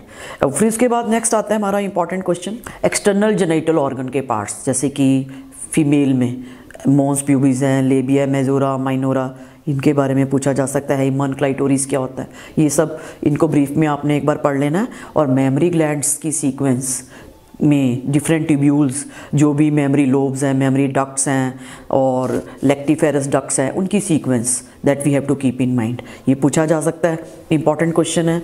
और फिर इसके बाद व्हाट इज़ गैमीटोजेनेसिस, इसकी टाइप्स, जैसे कि स्पर्मेटोजेनेसिस क्या होता है, oogenesis क्या होता है, इन दोनों के बीच में डिफरेंस, जैसे कि हमें मालूम है oogenesis थोड़ा सा कॉम्प्लिकेटेड होता है, उसके बारे में पूछा जा सकता है, ठीक है। प्राइमरी स्पर्मेटोसाइट या प्राइमरी oocyte की ploidy level, secondary spermatocyte, secondary oocyte का प्लाइडी, हैप्लॉइड स्टेज कब स्टार्ट होती है, डिप्लॉइड कब तक होती है, ये सब पूछा जा सकता है, ठीक है। प्लाइडी लेवल तो कहीं से भी कुछ भी आ सकता है, तो ये सब बेसिक्स कॉन्सेप्ट्स हैं उसके रिलेटेड, इससे रिलेटेड जितने भी आपके if they are clear to you, तो you can definitely answer whatever reasoning questions that can arise from these parts. इन पार्ट्स में से जो भी रीजनिंग क्वेश्चन अराइज हो सकते हैं, तो इसके हमने प्लाइडी लेवल को अच्छे से करना है, ठीक है। और इसके अलावा what are various hormones, spermatogenesis क्या होता है, स्पर्मियोजेनेसिस क्या होता है, स्पर्मिएशन क्या होता है, all these questions that are concern with spermatogenesis, यानी कि स्पर्मेटोजेनेसिस में ही आते हैं स्पर्मेटोजेनेसिस, स्पर्मियोजेनेसिस, स्पर्मिएशन, इनकी exact knowledge, what are various hormones, इनकी हार्मोन्स लेवल की वर्किंग इनके अंदर स्पर्मेटोजेनेसिस के अंदर, ठीक है। और इसके अलावा what we can ask, they can ask कि oogenesis में हार्मोन्स का किस तरह से फंक्शन होता है। स्पर्म्स के बारे में दे कैन आस्क, ठीक है। स्पर्म्स का डायग्राम भी आ सकता है, उसके डिफरेंट पार्ट्स, एक्रोसोमल हेड जो भी है उसका क्या फंक्शन है, ठीक है। और इसमें स्पर्म्स में टेल का क्या फंक्शन है, सेंट्रियोल्स कहाँ प्रेजेंट होते हैं, नेक कहाँ होती है, इसमें माइटोकॉन्ड्रिया कहाँ प्रेजेंट होती है, what is their function, all they can ask about this, ठीक है। और फिर नेक्स्ट oogonia में द डेवलपमेंटल स्टेजेस, ओवरी का सेक्शनल व्यू आ सकता है। ओवरी के सेक्शनल व्यू में जैसे कि बुक में डायग्राम दिया हुआ है, primary follicle, secondary follicle, tertiary and mature Gabriel follicle. इनके बीच में क्या डिफरेंट स्टेजेस होते हैं, एक एक दो दो जितने भी हैं, they are all given in NCERT. Meiotic arrest क्या होता है, what is a follicular atresia, all these are important question they can ask you, क्योंकि इनसे रिलेटेड जितनी भी डेफिनेशंस हैं, एक्सप्लेनेशंस बुक में दी गई हैं, आप उनको ढूंढो और आप उनको करो, ठीक है। डायग्राम में भी दिया हुआ है मियोटिक अरेस्ट कैसे हो जाता है, किस स्टेज पे होता है oogenesis के अंदर, ठीक है, और किस स्टेज में मियोटिक डिवीज़न होता है, कब अरेस्ट हो जाता है, ठीक है। ये सब चीज़ें पूछी जा सकती हैं oogenesis के अंदर, हार्मोन्स की वर्किंग भी पूछ सकती हैं। और सबसे ज़्यादा इंपॉर्टेंट इसमें है मेनेस्ट्रल साइकिल, मेनेस्ट्रल साइकिल में हार्मोन्स की वर्किंग, ठीक है। डायग्राम जो भी दिया हुआ है उन डायग्राम्स के कॉन्सेप्ट को अच्छे से करना है, कब हार्मोन्स कौन सा किस लेवल पे मैक्सिमम होता है, किस स्टेज में मेनेस्ट्रल साइकिल की कौन सी 4 स्टेजेस होती हैं, ग्रेफियल फॉलिकल्स कब मैच्योर होती हैं, ठीक है। इसमें what is a corpus luteum क्या होता है, कार्पस एल्बिकन क्या होता है, प्रोगेस्टेरॉन कब सीक्रेट होता है, ठीक है, और कब हाई लेवल पे होता है, एस्ट्रोजन की पीक लेवल कब होती है, ये सब questions ask they can ask you, individually भी पूछे जा सकते हैं और मेनेस्ट्रल साइकिल पूरी की पूरी वैसे भी आ सकती है। पिट्यूटरी ग्लैंड के हार्मोन्स कौन से हैं जो इन्वॉल्व होते हैं इसमें मेनेस्ट्रल साइकिल में, तो वो भी आ सकते हैं। तो ये आपने एक अच्छे से लेवल को करना है डायग्राम को देखते हुए। डायग्राम में सब कुछ क्लियरली इंडिकेट किया हुआ है, कब लेवल राइज हो रहा है, कब डाउन हो रहा है, तो वो आपने करना है। एंडोमेट्रियम की लाइनिंग कब बनती है, कब टूटती है, ठीक है। तो ये सब important question, what is an ovulation, corpus luteum क्या होता है, कार्पस एल्बिकन्स क्या होता है, ये सब इंपॉर्टेंट। और मिनार्की और मीनोपॉज में क्या डिफरेंस है, all these are important questions they can ask you, ठीक है। चाहे वो उनको डायरेक्ट लैंग्वेज में करेंगे, चाहे वो इनडायरेक्ट लैंग्वेज में दे कैन आस्क, ठीक है। और नेक्स्ट आता है इसके बाद फर्टिलाइजेशन के बाद जो जाइगोट बनता है। First of all they can ask you about the secondary oocyte का जो डायग्राम दिया हुआ है, उसमें different wall layers, corona radiata क्या होती हैं, ठीक है, जोना पेलिसूडा क्या होती है, इनके फंक्शंस क्या होते हैं, तो उसमें ये आप बता सकते हो, ठीक है।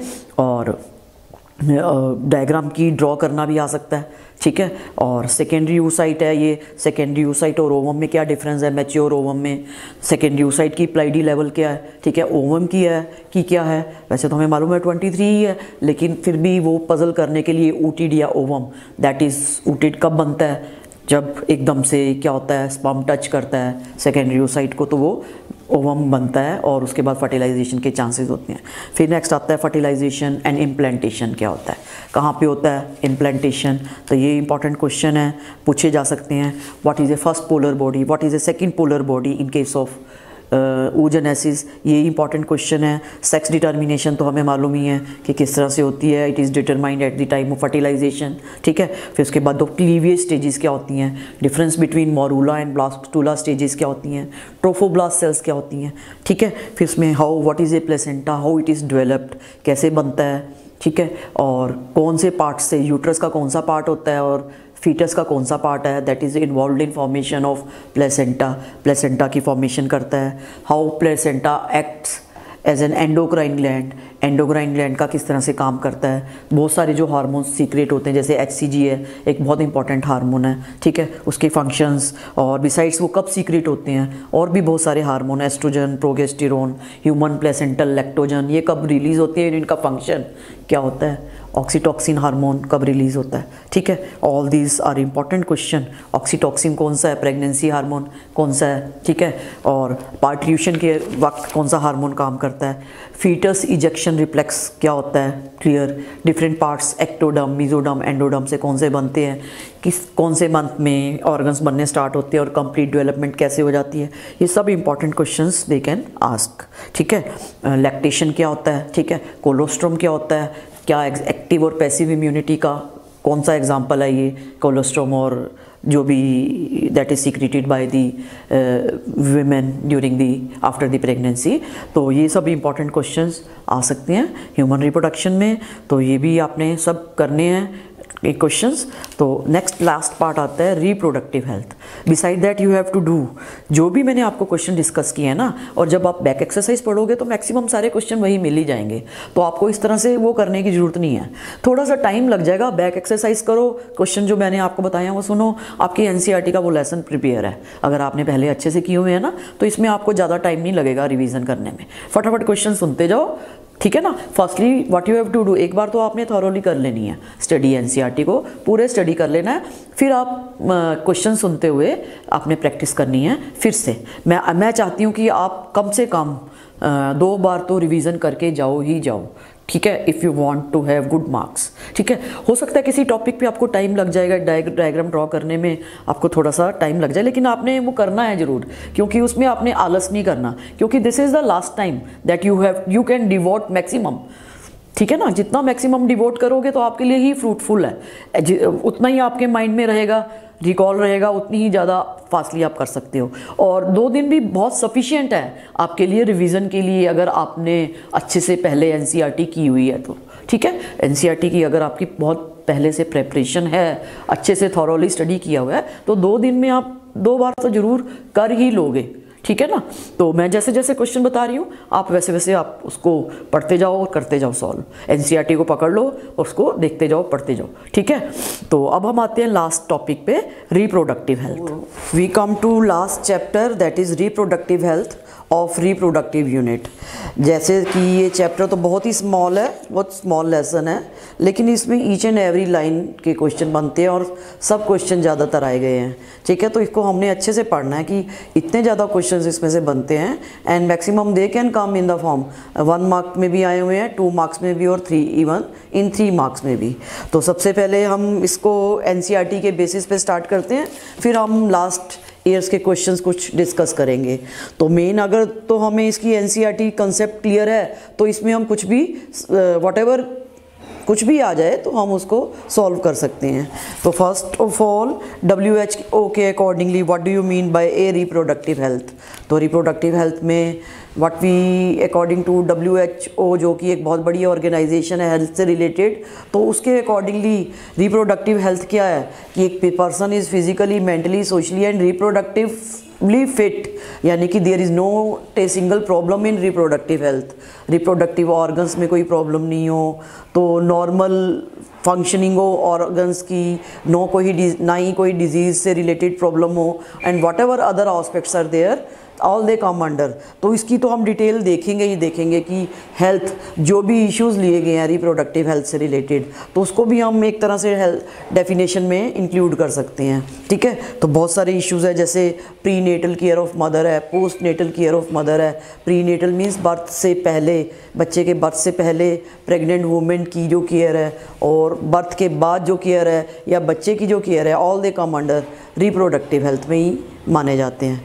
तो एक बहुत इंपॉर्टेंट चैप्टर है ये भी, तो इस पे स्टार्ट करते हैं। सबसे पहले कि सबसे पहले it is A social goal. कैसे स्टार्ट हुआ था, कहाँ पे स्टार्ट हुआ था? First of all it was started in India में एक सोशल गोल की फॉर्म में। किस तरह से फर्स्ट प्रोग्राम कौन सा था? That was family planning program के नाम से ये स्टार्टेड हुआ था, और उसमें कौन से ईयर में? 1951 में, ठीक है। And it was assessed all over, पूरा का पूरा इंडिया में ओवर द लास्ट डिकेड्स, पिछले सालों से, लास्ट ईयर्स, मतलब आई मीन टू से कि 1951 से लेकर अब तक इसकी रिप्रोडक्टिव हेल्थ से रिलेटेड फैमिली प्लानिंग के जो भी प्रोग्राम चले आ रहे हैं अंडर द डिफरेंट नेम्स। तो स्टार्टिंग कहाँ से हुई थी? 1951 में, और पायोनियर कौन था? इंडिया ही था, ठीक है। और इसमें इम्प्रूव प्रोग्राम, फिर बाद में इन प्रोग्राम्स में कुछ इम्प्रूवमेंट की गई, and that was under the new name. जो फैमिली प्लानिंग प्रोग्राम थे they were replaced by the reproductive child and health care programme, उससे इनको रिप्लेस कर दिया गया। And what was the main, इसका मकसद क्या था या एम क्या था? To create awareness among the people, but लोगों में अवेयरनेस क्रिएट करवाना about the reproductive health. Reproductive health के रिलेटेड जितने भी इश्यूज़ हैं उनके बारे में उनको लोगों को अवेयर करवाना, ये सब उनका क्या था, इस reproductive and child health care का मेन मकसद था।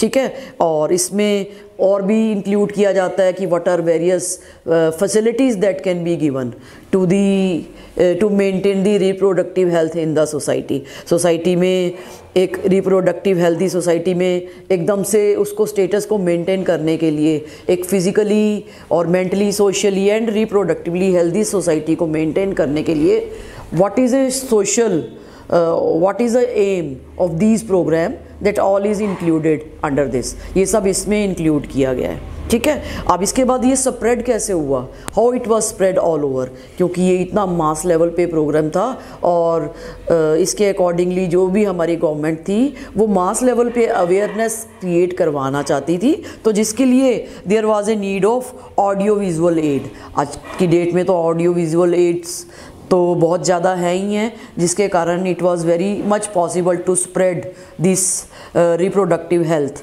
All over India. पूरे के पूरे ऑल ओवर दी इंडिया में, कंट्री में इसको अवेयरनेस प्रोग्राम को सेपरेट कराने में ऑडियो विजुअल एड की हेल्प ली गई और बहुत सारी government and non government agencies थी, ऑर्गेनाइजेशंस थी, जैसे कि एनजीओज़ वगैरह ने इन सब में काम किया। इसके अलावा parents, relatives, friends, teachers, all they also play an important role. इन सब का भी एक इम्पॉर्टेंट रोल है रिप्रोडक्टिव हेल्थी सोसाइटी को मेनटेन करने के लिए, तो उनकी हेल्प से भी ये पॉसिबल हो सकता है या हो सका। ठीक है, और इसके अलावा what ever information it is A positive और ए नेगेटिव, कोई भी या पॉजिटिव इंफॉर्मेशन मिलती है या नेगेटिव एस्पेक्ट्स हैं रिप्रोडक्टिव हेल्दी सोसाइटी के। ठीक है, तो ये सब अवेयरनेस क्रिएट कराने में किसकी हेल्प थी, पेरेंट्स की और टीचर्स की, रिलेटिव्स की, फ्रेंड्स की। And then there was a question कि why sex education is necessary in schools. Schools में सेक्स एजुकेशन को क्यों महत्व दिया गया, जैसे कि 12th लेवल में भी ये इंक्लूड किया गया है, तो इसमें बच्चों को डिस्करेज करने के लिए फ्रॉम मिथ्स एंड बिलीव्स। जैसे ही बच्चों की एक ग्रोन अप एज होती है तो जिसमें कुछ उनमें भ्रांतियाँ हो जाती हैं, मिसकंसेप्शंस हो जाती हैं, जिसको एक होने से बचाया जा सके। About the sex related aspects, जितने भी सेक्स रिलेटेड एस्पेक्ट्स हैं या जो भी रिप्रोडक्टिव ऑर्गन्स की मैच्योरिटी होती है या फंक्शनल होते हैं, तो उनके साइंटिफिक एस्पेक्ट को बताने के लिए there is a need to give the sex education in the school, तो ये बहुत ज़्यादा ज़रूरी है। And then what is why there is a need to give in the marriageable age group। marriageable age group में क्यों ज़रूरत है, क्योंकि इसमें there should be a right age of marriage, उनको पता होना चाहिए marriageable age group में what is a prenatal care and postnatal care of a pregnant mother, what are various contraceptive methods। contraceptive method यानी कि birth control methods कौन से हैं, to space the children, what are various advantages of a small family, small family के क्या advantages हैं, और to avoid the couple और to avoid the person from sexually transmitted disease, STDs क्या हैं और उनसे कैसे बचा जा सकता है। तो ये सब चीज़ों के लिए हम the sex education is given to the marriageable age group, marriageable age group में भी दी जाती है। ठीक है, that is why it is necessary. और इसके अलावा what is next important, why there is a need given to the society। तो सोसाइटी में भी हमें मालूम है कि sex related aspects, sexual abuse और हम कह लें रेप केसेस आर इंक्रीज्ड, और जितने भी सेक्सुअल क्राइम्स हैं they are at a very high rate these days. तो उन सब से बचने के लिए there is a need to give sex education into the society so as to prevent the misbeliefs. कोई भी मिसबिलीव्स हैं या मिसकॉन्सेप्शंस हैं उनसे बचाया जा सके लोगों को। तो इस पैराग्राफ में NCERT में why there is a need to give sex education in schools, in marriageable age group और इन सोसाइटी, तो इसके 2 पॉइंट्स आ सकती हैं, इंपॉर्टेंट क्वेश्चंस हैं and they have come in board examination. Board examination में school से related sex education में क्यों दी जाती है, ये क्वेश्चन बहुत बार आया हुआ है। ठीक है, तो इसके बाद नेक्स्ट आता है कि इन व्हाट मैनर दीज प्लान्स, जो भी प्लान्स किए हैं गवर्नमेंट में, they have come into action. कैसे एक्शन में आए हैं, जैसे कि इनकी सक्सेसफुल इम्प्लीमेंटेशन करें तो इसमें बहुत सारी इंफ्रास्ट्रक्चर फैसिलिटीज़ चाहिए, प्रोफेशनल्स चाहिए, ठीक है, और पैरामेडिकल स्टाफ चाहिए। और इसके अलावा हम कह सकते हैं कि बहुत सारे हम क्लिनिक्स कह लें, इनफर्टिलिटी क्लिनिक्स या हॉस्पिटल्स, जो भी सेक्स रिलेटेड एस्पेक्ट को दूर करने के लिए फैसिलिटीज़ हैं, दैट ऑल और नीडेड, इन सब की ज़रूरत होती है, ठीक है। तो दैट कि जितने भी ये प्रॉब्लम्स हैं, प्रेगनेंसी से रिलेटेड प्रॉब्लम्स हैं या सेक्सुअली ट्रांसमिटेड डिजीज़, या इससे हम कह लें, और कॉन्ट्रासेप्शन, एबॉर्शन केसेस, ये सब जो भी प्रॉब्लम्स अराइज हो रही हैं रिप्रोडक्टिव हेल्थ से रिलेटेड, उन सब से कैसे बचाया जा सके, तो उसके लिए there is a need of this infrastructural facility, जो भी फैसिलिटीज़ हैं इन सब की ज़रूरत होती है। तो ये क्वेश्चन भी बहुत इंपॉर्टेंट क्वेश्चन है। मैंने कि आपको बताया कि ये इस क्वेश्चंस की, इस चैप्टर की लैंग्वेज थोड़ी सी टफ है, लेकिन अगर इसको आप अच्छे से आप रीडिंग करोगे ना और इसको सिंपल लैंग्वेज में समझने की कोशिश करोगे, automatically you will be able to write in your own language. आप अपनी ही लैंग्वेज में इसके आंसर्स को कर लोगे, ठीक है। तो इसमें हमने देखना है। और फिर नेक्स्ट आता है what is an amniocentesis, very very very important question. Amniocentesis क्या होता है? Prenatal diagnostic test.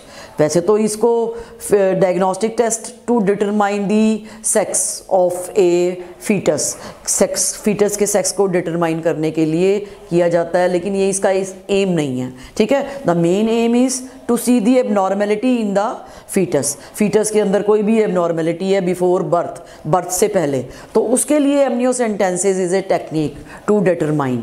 तो उसमें क्या होता है? Amniotic fluid that surrounds the foetus, foetus के चारों तरफ जो फ्लूइड होता है that is taken with the help of injections through the vagina, vagina female genital part that is vagina से इंजेक्शन की हेल्प से एमनियोटिक फ्लूइड को लिया जाता है। उस एमनियोटिक फ्लूइड में क्या होती हैं, जितने भी ये फीटस की डिग्रेडेड सेल्स होती हैं, ठीक है, जो वेस्ट मटेरियल होता है, उस सेल्स को डायग्नोस किया जाता है।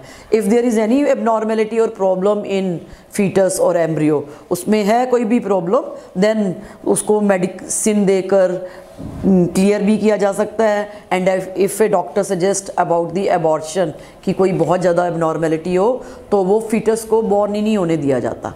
तो इस तरह से एमनियोसेंटेंसिस का राइट एम तो यही है, बट सर्टन पीपल क्या करते हैं समाज में आजकल, जैसे फीमेल फीटिसाइड जो कि एक क्राइम है और इलीगल है, वो हो रहे हैं इस टेक्निक को यूज़ करके, जिस पे स्टैट्यूटरी बैन होना चाहिए, legally ban should be there are certain laws that are formed in our country to have a ban on this, to test जो भी ये सेक्स को डिटरमाइनिंग टेस्ट को, सेक्स डिटरमाइनिंग टेस्ट है, उनको बैन करने के लिए ये कुछ लॉज भी बनाए गए हैं।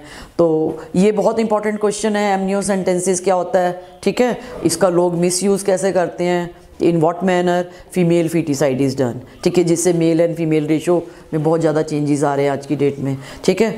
और लोगों को बताना चाहिए कि male and female they are having equal value, equal weightage है, ठीक है। तो ये सब चीज़ें हम इससे रिलेटेड कर सकते हैं, ठीक है। And now we come to the next question कि किस तरह से एनकरेज मिली है इस तरह से जितने भी ये सेक्स रिलेटेड एस्पेक्ट्स हैं उनको स्प्रेड करने के लिए, लोगों को नॉलेज देने के लिए, हाउ इट इज़ एनकरेज्ड, कैसे एनकरेजमेंट मिली है। एक तो government and non government agencies ने पूरा का पूरा इसको मीडिया से स्प्रेड किया है, और there is a new oral contraceptive that has been developed by, कहाँ से डेवलप्ड हुआ था? CDRI, central drug research institute से एक ड्रग ऑब्टेन की गई थी, सहेली, ठीक है, that was an oral pill used by female. तो इसकी डिटेल नेक्स्ट टॉपिक में हम देखेंगे। तो फर्स्ट थी ये भी एक न्यू इनोवेशन है to maintain a reproductive healthy society, यानी कि to control the over population, birth control को रोकने के लिए, ठीक है। तो ये एक न्यू इन्वेंशन लखनऊ में डेवलप की गई थी, CDRI, ठीक है, लखनऊ के अंदर हुई थी। तो ये इंपॉर्टेंट क्वेश्चन 1 मार्क भी आ सकता है, which is a contraceptive that was developed by CDRI, या what is a full form of CDRI। तो CDRI की फुल फॉर्म पूछी जा सकती है, उससे रिलेटेड ऑब्जेक्टिव क्वेश्चन जो भी है, whatever objective type question, I mean to say कि ये ओरल पिल क्या होती है, इसकी क्या एडवांटेजेस है as compare to that of other pills. तो वो हम बाद में देखेंगे जब भी इसकी टाइप आएगी।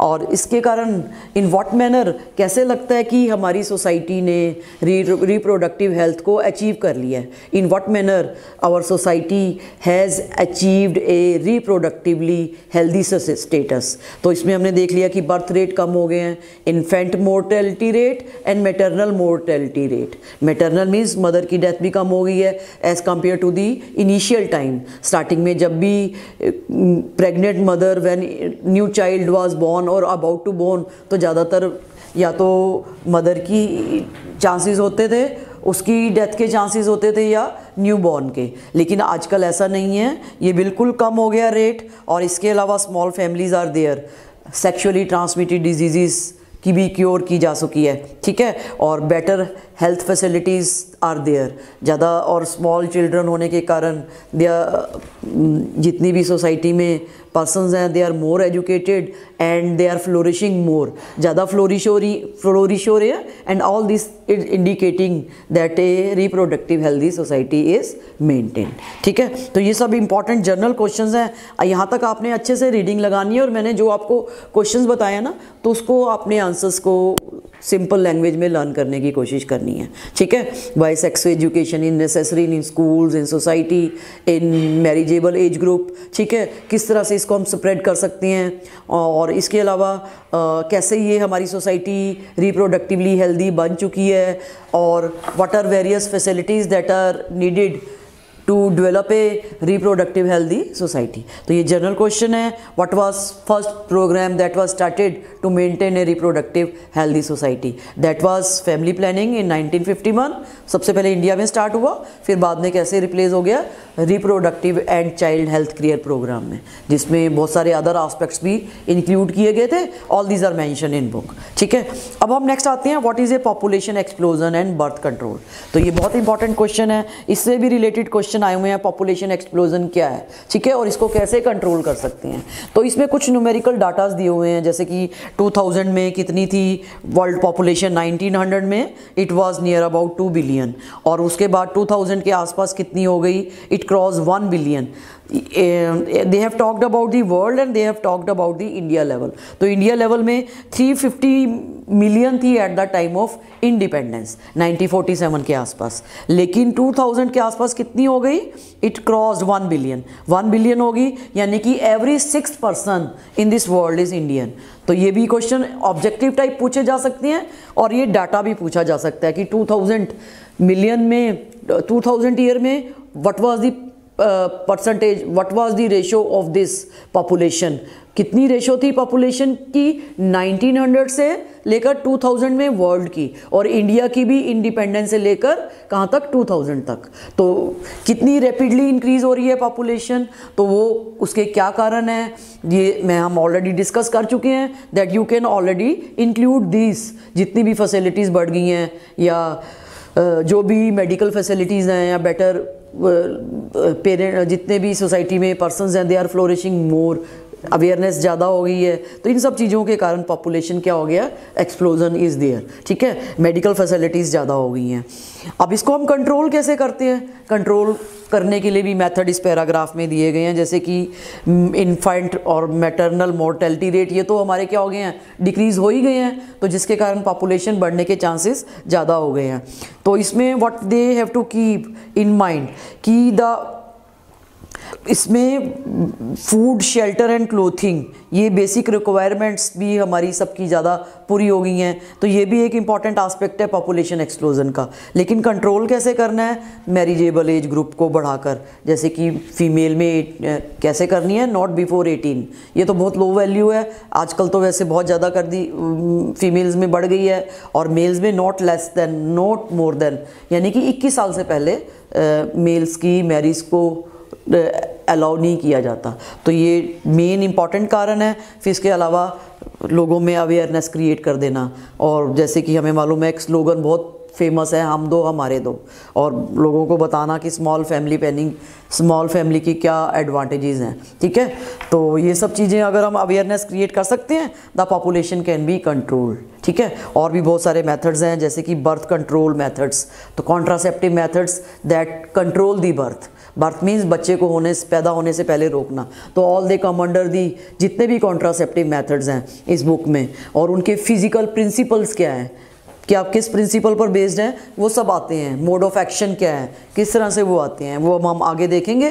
तो उसमें हमने वो करने हैं सबके सब, और नेचुरल मेथड से स्टार्ट करते हुए, और सबसे पहले व्हाट आर आइडियल कॉन्ट्रासेप्टिव्स के कैरेक्टरिस्टिक्स क्या हैं। कोई भी एक कॉन्ट्रासेप्टिव को हम कह देते हैं कि बहुत अच्छा है या आइडियल है, तो व्हाट आर वेरियस कैरेक्टरिस्टिक्स और features of a ideal contraceptive, तो ये भी हम इंक्लूड कर सकते हैं इसमें, जैसे कि यूज़र फ्रेंडली, बिल्कुल भी कोई भी साइड इफ़ेक्ट नहीं होना चाहिए, ईजीली अवेलेबल हो, इफ़ेक्टिव हो, रिवर्सिबल होना चाहिए, यानी बार बार इसको यूज़ कर सकें और उसके साइड इफ़ेक्ट्स बहुत कम हो।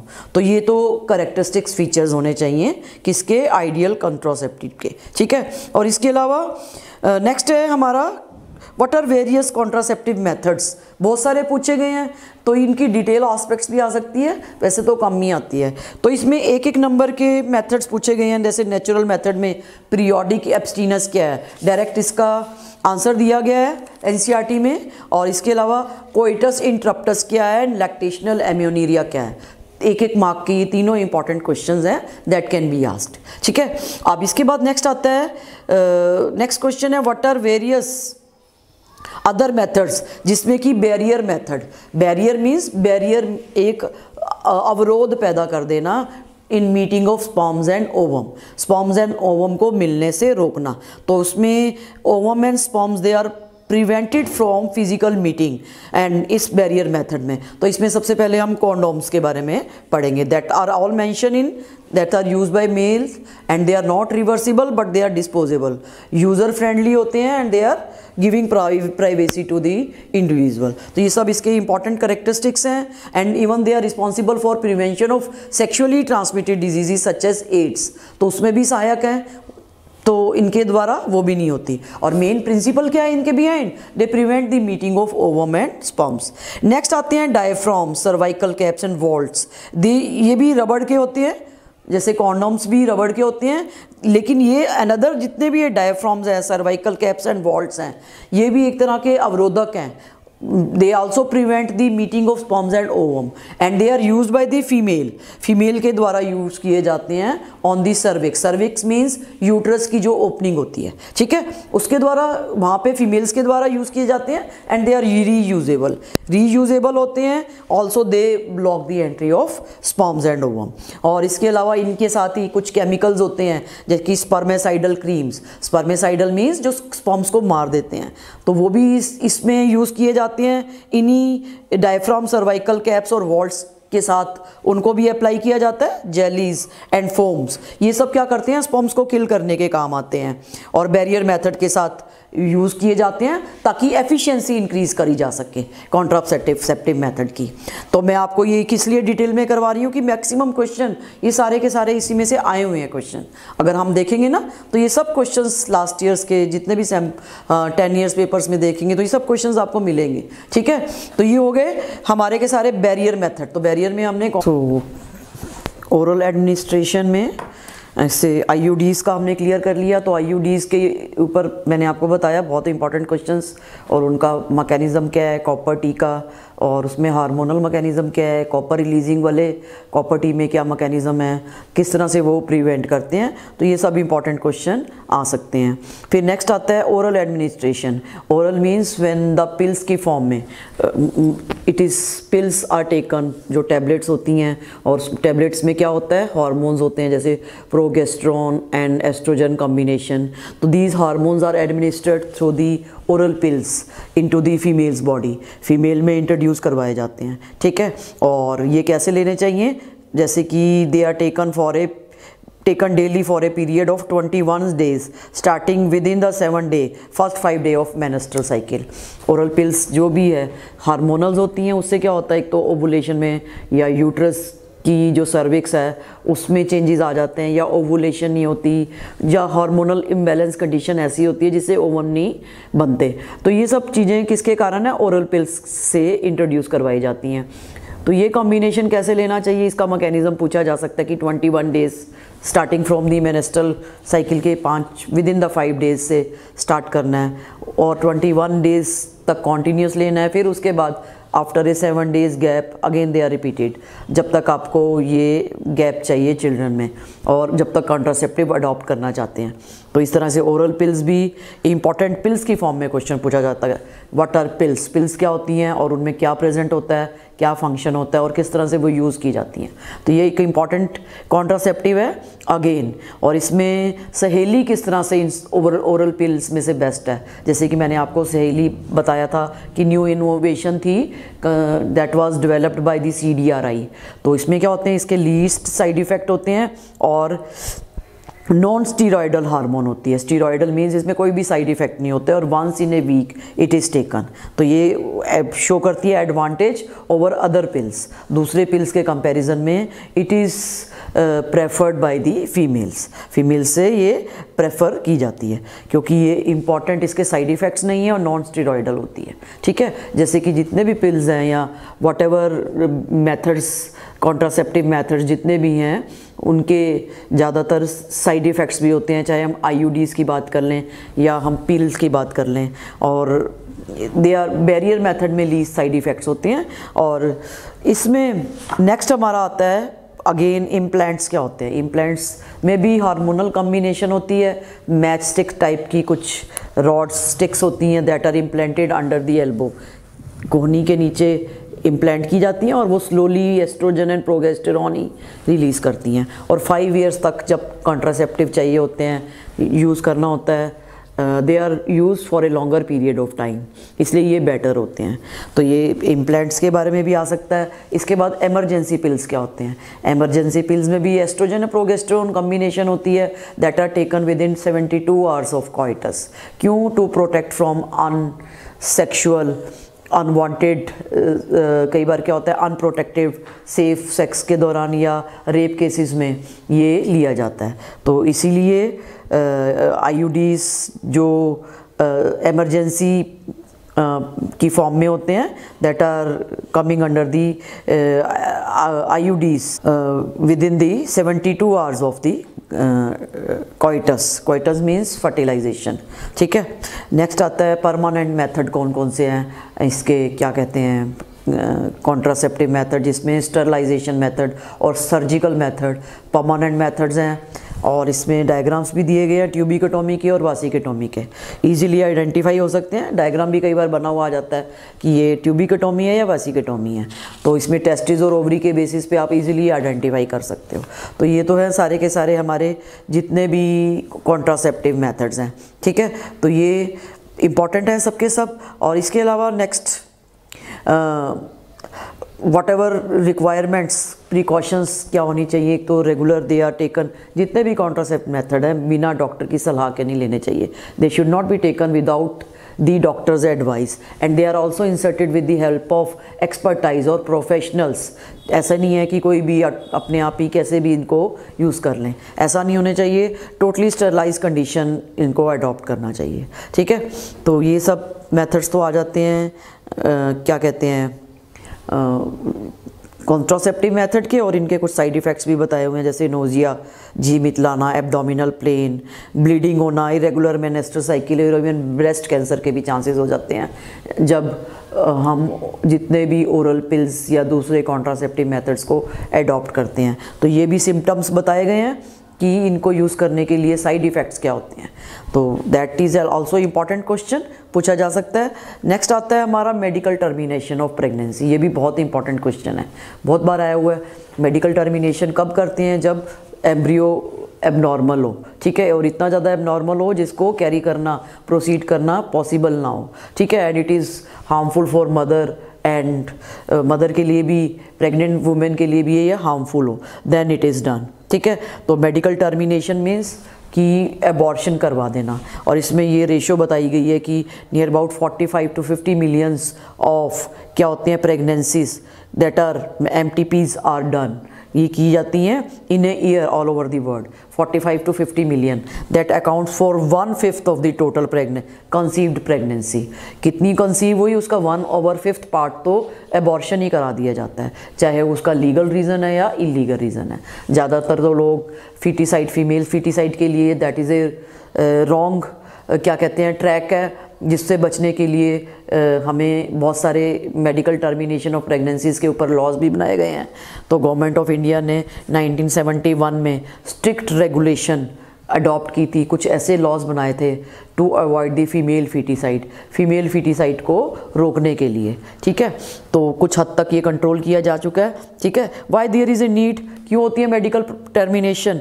ये तो आपको बताया कि अनप्रोटेक्टेड सेफ सेक्स कई बार, और टू इन रेप केसेस में, या एबनॉर्मल फीटस हो, और या मदर के लिए ये डेंजरस कंडीशन में हो, तो इन सब चीज़ों के लिए there is a need to abort the foetus, abort the child. कब सेफ़ होती है? फर्स्ट ट्राइमेस्टर, यानी कि फर्स्ट 3 मंथ्स में ये सेफ़ होती है। उसके बाद में क्या होता है, इसके रिस्क फैक्टर बढ़ जाते हैं, ठीक है। तो ये भी इम्पॉर्टेंट क्वेश्चन किया जाता है। और उसके बाद मिसयूज़ भी मैंने आपको बता दिया। तो ये सब चीज़ें इंपॉर्टेंट क्वेश्चन आ सकती हैं, ठीक है। इंपॉर्टेंट जैसे एमनियोसेंटेंसिस एक अलग से इंपॉर्टेंट क्वेश्चन है ना, वो तो सेक्स प्रीनेटल टेस्ट है, सेक्स डिटर्मिनेशन होता है, लेकिन एक्चुअल में उसको क्या करते हैं, एबनॉर्मेलिटी के लिए करते हैं। तो if the child is abnormal, foetus is abnormal, then it is proceeded toward medical termination, यानी कि उसको एबॉर्शन कराते हैं। लेकिन दोनों ही केसेस में, चाहे वो एमनियोसेंटेंसिस है और मेडिकल टर्मिनेशन, फीमेल फीटिसाइड जो कि एक हमारा एक बहुत ज़्यादा सोशल एविल है, ठीक है, उससे इसको हमें क्या करना चाहिए कि लीगली इसको प्रोटेक्शन देनी चाहिए मेडिकल टर्मिनेशन ऑफ प्रेगनेंसी को, कि हमें फीमेल्स फीटिसाइड नहीं होने देना चाहिए, ठीक है। तो ये सब स्ट्रिक्ट लॉस के अकॉर्डिंग ही हो सकता है, और इंडिया बहुत ज़्यादा इसमें आगे, बहुत India has taken initiative to control all this things. और 1971 में strict laws were adopted to prevent the female foeticide, और कुछ हद तक, ये बहुत हद तक इसको कंट्रोल किया जा चुका है स्ट्रिक्ट कंडीशंस में। ये अब आजकल तो बहुत ज़्यादा स्ट्रिक्ट कंडीशंस हो गई हैं, जिसके कारण काफ़ी हद तक इसको कंट्रोल में लाया जा चुका है, ठीक है। फिर भी स्टिल देयर आर विलेजेस और ऐसे एरियाज़ हैं जिनमें लोगों को अवेयरनेस करवाने की ज़रूरत है about the importance of female, और फीमेल इक्वल जेंडर रेशो होनी चाहिए। इन सब चीज़ की अवेयरनेस कहाँ है? जहाँ पे अनपढ़ लोग हैं, ठीक है, जहाँ इलिटरेसी है, तो उन लोगों को अवेयरनेस करवाने की ज़्यादा ज़रूरत है। एजुकेटेड पर्सनस तो ऑलरेडी दे नो कि what should be done and what should not be done, ठीक है। तो ये सब चीज़ें सब किस में आती हैं? सब रिप्रोडक्टिव हेल्थ में। I mean to say if there are general questions, किसी भी फॉर्म में जनरल क्वेश्चंस आ जाएँ, चाहे पॉपुलेशन एक्सप्लोजन की फॉर्म में आ जाएँ या अवेयरनेस की फॉर्म में आ जाएँ, सोसाइटी में हो, स्कूल्स में हो, तो one can write these answers, बहुत आसानी से इनको लिखा जा सकता है, except some principles that are used in contraceptives में हमने यूज़ जो भी प्रिंसिपल्स अडॉप्ट किए हैं, ठीक है, बैरियर मेथड में या कॉपर आयन में, उसमें क्या होते हैं। तो ये सब चीज़ें तो हमने scientifically whatever has been mention in books वो तो करनी है। बिसाइड दिस जो भी जनरल एस्पेक्ट है ना, वो तो हम अपने आप भी, अगर हमने लेसन अच्छे से किया होगा तो हम अच्छे से उसको आंसर दे सकते हैं, ठीक है। और कुछ भी हम इसमें अच्छे से एकदम से लिख दें तो marks can not be avoided, marks को अवॉइड नहीं किया जा सकता, ठीक है। तो नेक्स्ट आते हैं हमारे question, important sexually transmitted disease या वेनरल डिजीज़ या जेनेटिकल जेनाइटल और रिप्रोडक्टिव ट्रैक्ट इन्फेक्शंस, ठीक है, that are transmitted through the unsafe sex या रॉन्ग ब्लड ट्रांसफ्यूज़न के दौरान जो होती हैं, और from pregnant mother to the offspring. तो ये जितनी भी ये डिजीज़ आती हैं all they come under the sexually transmitted disease. इसमें बहुत सारी डिजीज़ दी गई हैं हमारी बुक में, जैसे गोनोरिया है, सिफिलिस है, जेनाइटल हार्पिस है, क्लेमाइडियस है, माइडियासिस है, जेनाइटल वॉट्स हैं, ट्राइकोमोनियासिस है, हेपेटाइटिस बी है। इसमें से देखनी है कि वायरल कौन सी हैं और बैक्टीरियल कौन सी हैं, that you have to search. तो ये भी पूछे जा सकती हैं, which are viral diseases, which are bacterial diseases, ठीक है। फेटल कौन सी है, जैसे कि हिपेटाइटिस बी एंड HIV, दोनों ही रॉन्ग ब्लड ट्रांसफ्यूजन से होती हैं, अनप्रोटेक्टेड अनसेफ सेक्स से, या सर्जिकल इंस्ट्रूमेंट स्टरलाइज ना हो उनको यूज़ करने से, या प्रेग्नेंट मदर से आगे बच्चों में जा सकती हैं। तो ये सब चीज़ें इम्पॉर्टेंट है। और जेनाइटल हार्पिस और HIV तो फेटल है, यानी कि जिससे डेथ होने के चांसेस हो जाते हैं, ठीक है। उसके अलावा बाकी जितनी भी डिजीज़ हैं उनके क्या होते हैं, दे आर क्योर्ड, उनको क्योर किया जा सकता है। सिम्टम्स पूछा जाए तो सबके ज़्यादातर कॉमन सिम्टम्स ही होते हैं, जेनाइटल ट्रैक्ट में स्वेलिंग्स होना, इन्फ्लेमेशन, जलन होना, पेन होना, ठीक है, white discharge from the lower genital organ से आना, ठीक है। तो ये सारे के सारे इंपॉर्टेंट सिम्टम्स हैं दैट आर नोटिस्ड, जिनको नोटिस किया जा सकता है, ठीक है। कई बार क्या होता है, अर्ली स्टेजेस पे सिम्टम्स इतने ज़्यादा प्रोमिनेंट नहीं होते, या फिर कह लो कि सोशल स्टिग्मा होता है कि पर्सनस में, the people they avoid to go to the doctor, क्योंकि वो शर्म करते हैं, ठीक है, they hesitate to go to the doctor कि पता नहीं लग जाएगा। तो लेकिन सब चीज़ों के कारण क्या होता है, वो बीमारी डिजीज़ जो होती है ना इतनी ज़्यादा स्प्रेड हो जाती है, जिसके कारण और भी प्रोमिनेंट सिम्टम्स आ जाते हैं, and they lead to the death of an death के चांसेस बनते हैं। जैसे कि कॉम्प्लिकेशंस कौन सी आ जाती हैं, पेल्विक इन्फ्लेमेटरी डिजीजेस, PID बोलते हैं इसको। पेल्विक मीन्स लोअर पोर्शन में, पेल्विक वाले पार्ट में डिजीज़ का फैल जाना, ठीक है। और सिम्टम्स अबॉर्शंस हो जाना, स्टिल बर्थ मतलब when a child is born dead born होता है। Ectopic pregnancies, ectopic means uterus के अंदर फिलोपियन ट्यूब में फर्टिलाइजेशन के बजाय, फर्टिलाइजेशन तो वही होती है, यूट्रस में फिक्सेशन नहीं होती है एम्ब्रियो की, डेवलपमेंट कहाँ होती है, it is inside the fallopian tube, जिससे कि ट्यूब्स के ओविडक्ट्स के बर्स्ट होने के चांसेस होते हैं। ओविडक्ट या कोई भी एबनॉर्मल साइट हो अदर देन दी यूट्रस, ठीक है। तो वो भी सारी की सारी क्या होती हैं, एक्टोपिक प्रेगनेंसीज हो, इनफर्टिलिटी के कारण, females they are not able to produce the child, कोई भी इनफर्टिलिटी इसके कारण, किसके कारण, और इवन दी कैंसर और दी लीड टू दी कैंसर। तो अगर हमें अर्ली डिटेक्शन नहीं की या डॉक्टर्स के पास नहीं गए, if the person is hesitating to go to doctor, ठीक है, तो these chances of disease are more, और इनके सिम्टम्स के स्प्रेड होने के और इवन डेथ होने के भी चांसेस हो जाते हैं। तो ये अब हम किस में आ सकती है क्वेश्चन, सारे की सीवियर फॉर्म में, कि एबनॉर्मल कंडीशन में जब इसकी जो बहुत ज़्यादा हाई रिस्क हो जाए तो व्हाट आर पॉसिबल चांसेस कि क्या हो सकते हैं। फिर नेक्स्ट आता है तो हाई रिस्क किस पर्सन के एज ग्रुप में ज़्यादा, वैसे तो सब एज ग्रुप में होते हैं जो रिप्रोडक्टिवली मैच्योर होते हैं, लेकिन 15 से लेकर 24 तक की एज में हाई रिस्क होता है। तो ये क्वेश्चन भी ज़्यादा इंपॉर्टेंट पूछा जा सकता है कि किस एज ग्रुप में ये ज़्यादा डिजीज़ होने के चांसेस होते हैं। इसको प्रोटेक्ट कैसे करें, avoid sex with unusual partners, condoms use करें, और या इसके अलावा go to qualified doctors if you are having some problem और सिम्टम्स आपको कुछ भी नज़र आते हैं, don't hesitate to go to the doctor, ठीक है। तो ये सब सेक्सुअली ट्रांसमिटेड डिजीज़ के भी इंपॉर्टेंट क्वेश्चंस हैं, and they are also come, ये सब आए हुए हैं। तो हम जितने भी लास्ट ईयर के पेपर्स में से अगर हम देखेंगे ना, तो मैंने जितने भी आपको क्वेश्चंस अभी बताए हैं सब के सब एवरी टाइम दे आर कम। कोई कहाँ से आया हुआ है कि रिपीट तो क्वेश्चन होते ही नहीं ना, हम कह लेना कि ये वाला क्वेश्चन है तो ये नेक्स्ट टाइम ये वाला आ जाएगा। इतनी ज़्यादा बायोलॉजी वास्ट है, इतने क्वेश्चंस बनते हैं, तो every time there is a different question, कि रिपीट होने के चांसेस कम ही होते हैं, although there are some topics that can be repeated, ठीक है। कुछ रिपीट होते हैं, जैसे कि जेनेटिक्स में हम रिपीट कि कह सकते हैं जो भी नेक्स्ट यूनिट होगी उसमें इंपॉर्टेंट क्वेश्चन हम कह सकते हैं कि ये बनते हैं। लेकिन इस तरह के टॉपिक्स में से तो every time there are different questions, कि जैसे कि ये छोटा सा लेसन है लेकिन मैं आपको बता रही हूँ कि मुझे क्यों डिस्कस करने की ज़्यादा ज़रूरत पड़ रही है, क्योंकि इसमें क्वेश्चंस बहुत सारे बनते हैं और आपका कोई भी पार्ट रह ना जाए, इसलिए मैं ईजी लैंग्वेज में थोड़ा थोड़ा आपको बता भी रही हूँ कि किस तरह से आपने इसको प्रिपेयर करना है। ठीक है, तो इनफर्टिलिटी आ गई। नेक्स्ट इनफर्टिलिटी में what we they have done कि इनफर्टिलिटी व्हेन ए पर्सन और couple they are unable to produce children, so many different reasons are there. ठीक है, physical there, psychological reasons are there, और भी बहुत सारे कारण होते हैं। ठीक है, ड्रग्स कंडीशंस आर देयर। ठीक है, immunological reasons are there, persons की इम्यूनिटी काम नहीं करती, तो ये सब कारण है that lead to the infertility. तो फीमेल को हमेशा ब्लेम किया जाता है हमारी कंट्री में, but both female and male both are responsible for the infertility. तो एक्चुअल में डॉक्टर के पास जाके ही चेक करना चाहिए who is responsible, and accordingly वैसे ही क्या करना चाहिए, नेक्स्ट चेक वैसे के वैसे ट्रीटमेंट लेना चाहिए। तो बहुत सारी, if a person is not able to produce child, तो देयर आर वेरियस टेक्नोलॉजीज़, जैसे असिस्टेड रिप्रोडक्टिव टेक्नोलॉजीज़ कौन सी आती हैं, ये बहुत सारी मेंशन की गई हैं। इसमें असिस्टेड रिप्रोडक्टिव टेक्नोलॉजीज़ में इन वाइट्रो फर्टिलाइजेशन, इन वाइट्रो मीन्स लैब कंडीशंस में जो फर्टिलाइजेशन करवाते हैं, जैसे कि टेस्ट ट्यूब बेबीज़, उसके बारे में दिया गया है। टेस्ट ट्यूब बेबीज़ के दौरान बहुत सारी टेक्निक्स अप्लाई की गई हैं, जैसे जाइगोट इंट्राफैलोपियन ट्रांसफ़र क्या होता है, जिफ्ट क्या होता है, इंट्रा यूटेराइन ट्रांसफ़र क्या होता है, गैमीट इंट्राफैलोपियन ट्रांसफ़र क्या होता है, intra uterine intracytoplasmic sperm injection क्या होते हैं, इन सब की डेफिनेशंस, एक तो ब्लैक तो वर्ड प्रोमिनेंट है, इन सब की डेफिनेशंस आपने बुक में करनी है।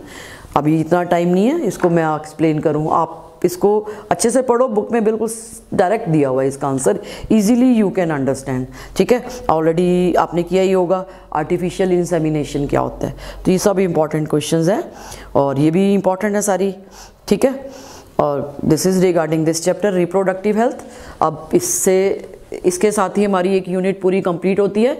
इस यूनिट के वैसे तो मार्क्स 14 हैं, पूरे के पूरे माने गए हैं, लेकिन 15 to 16 मार्क्स तक भी आ जाते हैं कई बार, एक नंबर इधर या उधर हो जाए, कुछ कहा नहीं जा सकता। तो 14 मार्क्स के अंदर इस यूनिट्स को आप अच्छे से प्रिपेयर करें, जैसे कि मैंने आपको क्वेश्चन आंसर्स बताए हैं। ठीक है, उसके अकॉर्डिंगली आपने इनको चलना है। ठीक है, अब बहुत सारे क्वेश्चन जैसे मैंने आपको बताया ना कि ये पॉपुलेशन से रिलेटेड 2000 में कितनी थी, ये पूरा न्यूमेरिकल 1 मार्क का क्वेश्चन आ सकता है। ठीक है, तो इसमें आपने जितने भी डाटाज दिए हुए हैं ना, डाटाज अच्छे से करने हैं, चाहे वो पॉपुलेशन से रिलेटेड हो या किसी और भी चीज़ से, मेडिकल टर्मिनेशन ऑफ प्रेगनेंसी से रिलेटेड हो, कहीं से भी आपका जो भी डाटा दिया हुआ है that you have to complete. फिर उसके बाद इंट्रा यूटेराइन डिवाइसेस बहुत इंपॉर्टेंट है, ये करना है आपने। ठीक है, और उनके मैकेनिज़्म कि किस तरह से उनका जो भी प्रिंसिपल क्या है, किस तरह से बैरियर मेथड में कौन सा आएगा, इसमें इंट्रा यूटेराइन में क्या होगा, कॉपर रिलीजिंग में क्या फंक्शन, किस तरह से वो काम करते हैं। ठीक है, हार्मोन रिलीजिंग जो भी है, कॉपर टी है या इंट्रा यूटेराइन डिवाइसेस हैं, वो किस तरह से काम करती हैं, ओरल पिल्स कैसे काम करती हैं, एमरजेंसी पिल्स कैसे काम करती हैं, इम्प्लांट्स कैसे काम करते हैं। ठीक है, फिर उसके अलावा what are various surgical methods कौन से हैं। ठीक है, और सर्जिकल और स्टरलाइजेशन परमानेंट मेथड आइडियल कौन से हैं, तो आइडियल में आईयूडीज के बारे में ही बताया हुआ है। ठीक है, और beside this they have told also about the natural method, जो 3 बताए हुए हैं, तो इनकी आप अच्छे से करें प्रेपरेशन।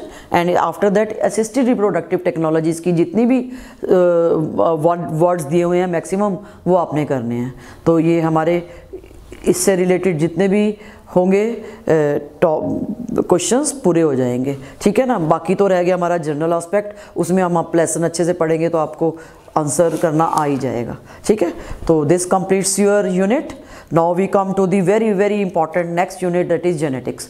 तो अब मेरा नेक्स्ट जो पार्ट होगा दैट विल बी, जो सेकंड लेक्चर होगा दैट विल बी ऑन 13 को होगा, that is totally based on genetics. Genetics में I will try my best to complete 3 chapters, क्योंकि जेनेटिक्स में भी 2 तो बहुत बड़े बड़े चैप्टर्स हैं, 3 चैप्टर्स हैं ना आपके। फर्स्ट प्रिंसिपल ऑफ इनहेरिटेंस है, सेकंड कौन सा है, molecular basis of inheritance, and third one is evolution. तो ये 3 चैप्टर्स भी मैं I will try my best to explain you, कि थोड़ा उसको अच्छे से बताऊंगी किस तरह से आपने एनसीईआरटी को लेकर आपने क्वेश्चन आंसर्स करने हैं, और उसमें तो डायरेक्ट क्वेश्चन ही ज़्यादातर रीजनिंग फॉर्म में आते हैं। कैसे प्रैक्टिस करनी है वो मैं बताऊंगी उस 13th वाले लेक्चर में। And then we will be moving biotechnology and microbes in human welfare, ठीक है। और फिर उसके बाद एक और भी होगा इकोलॉजी वाला पार्ट, तो उसको भी हम बैलेंस करने की कोशिश करेंगे किस तरह से थर्ड जो भी होगा लेक्चर हमारा उसमें कैसे मैं मैक्सिमम इम्पॉर्टेंट टाइप बता दूं शॉर्ट फॉर्म में सारा का सारा, ठीक है। तो this completes your first unit. Now we come to the next, that is genetics.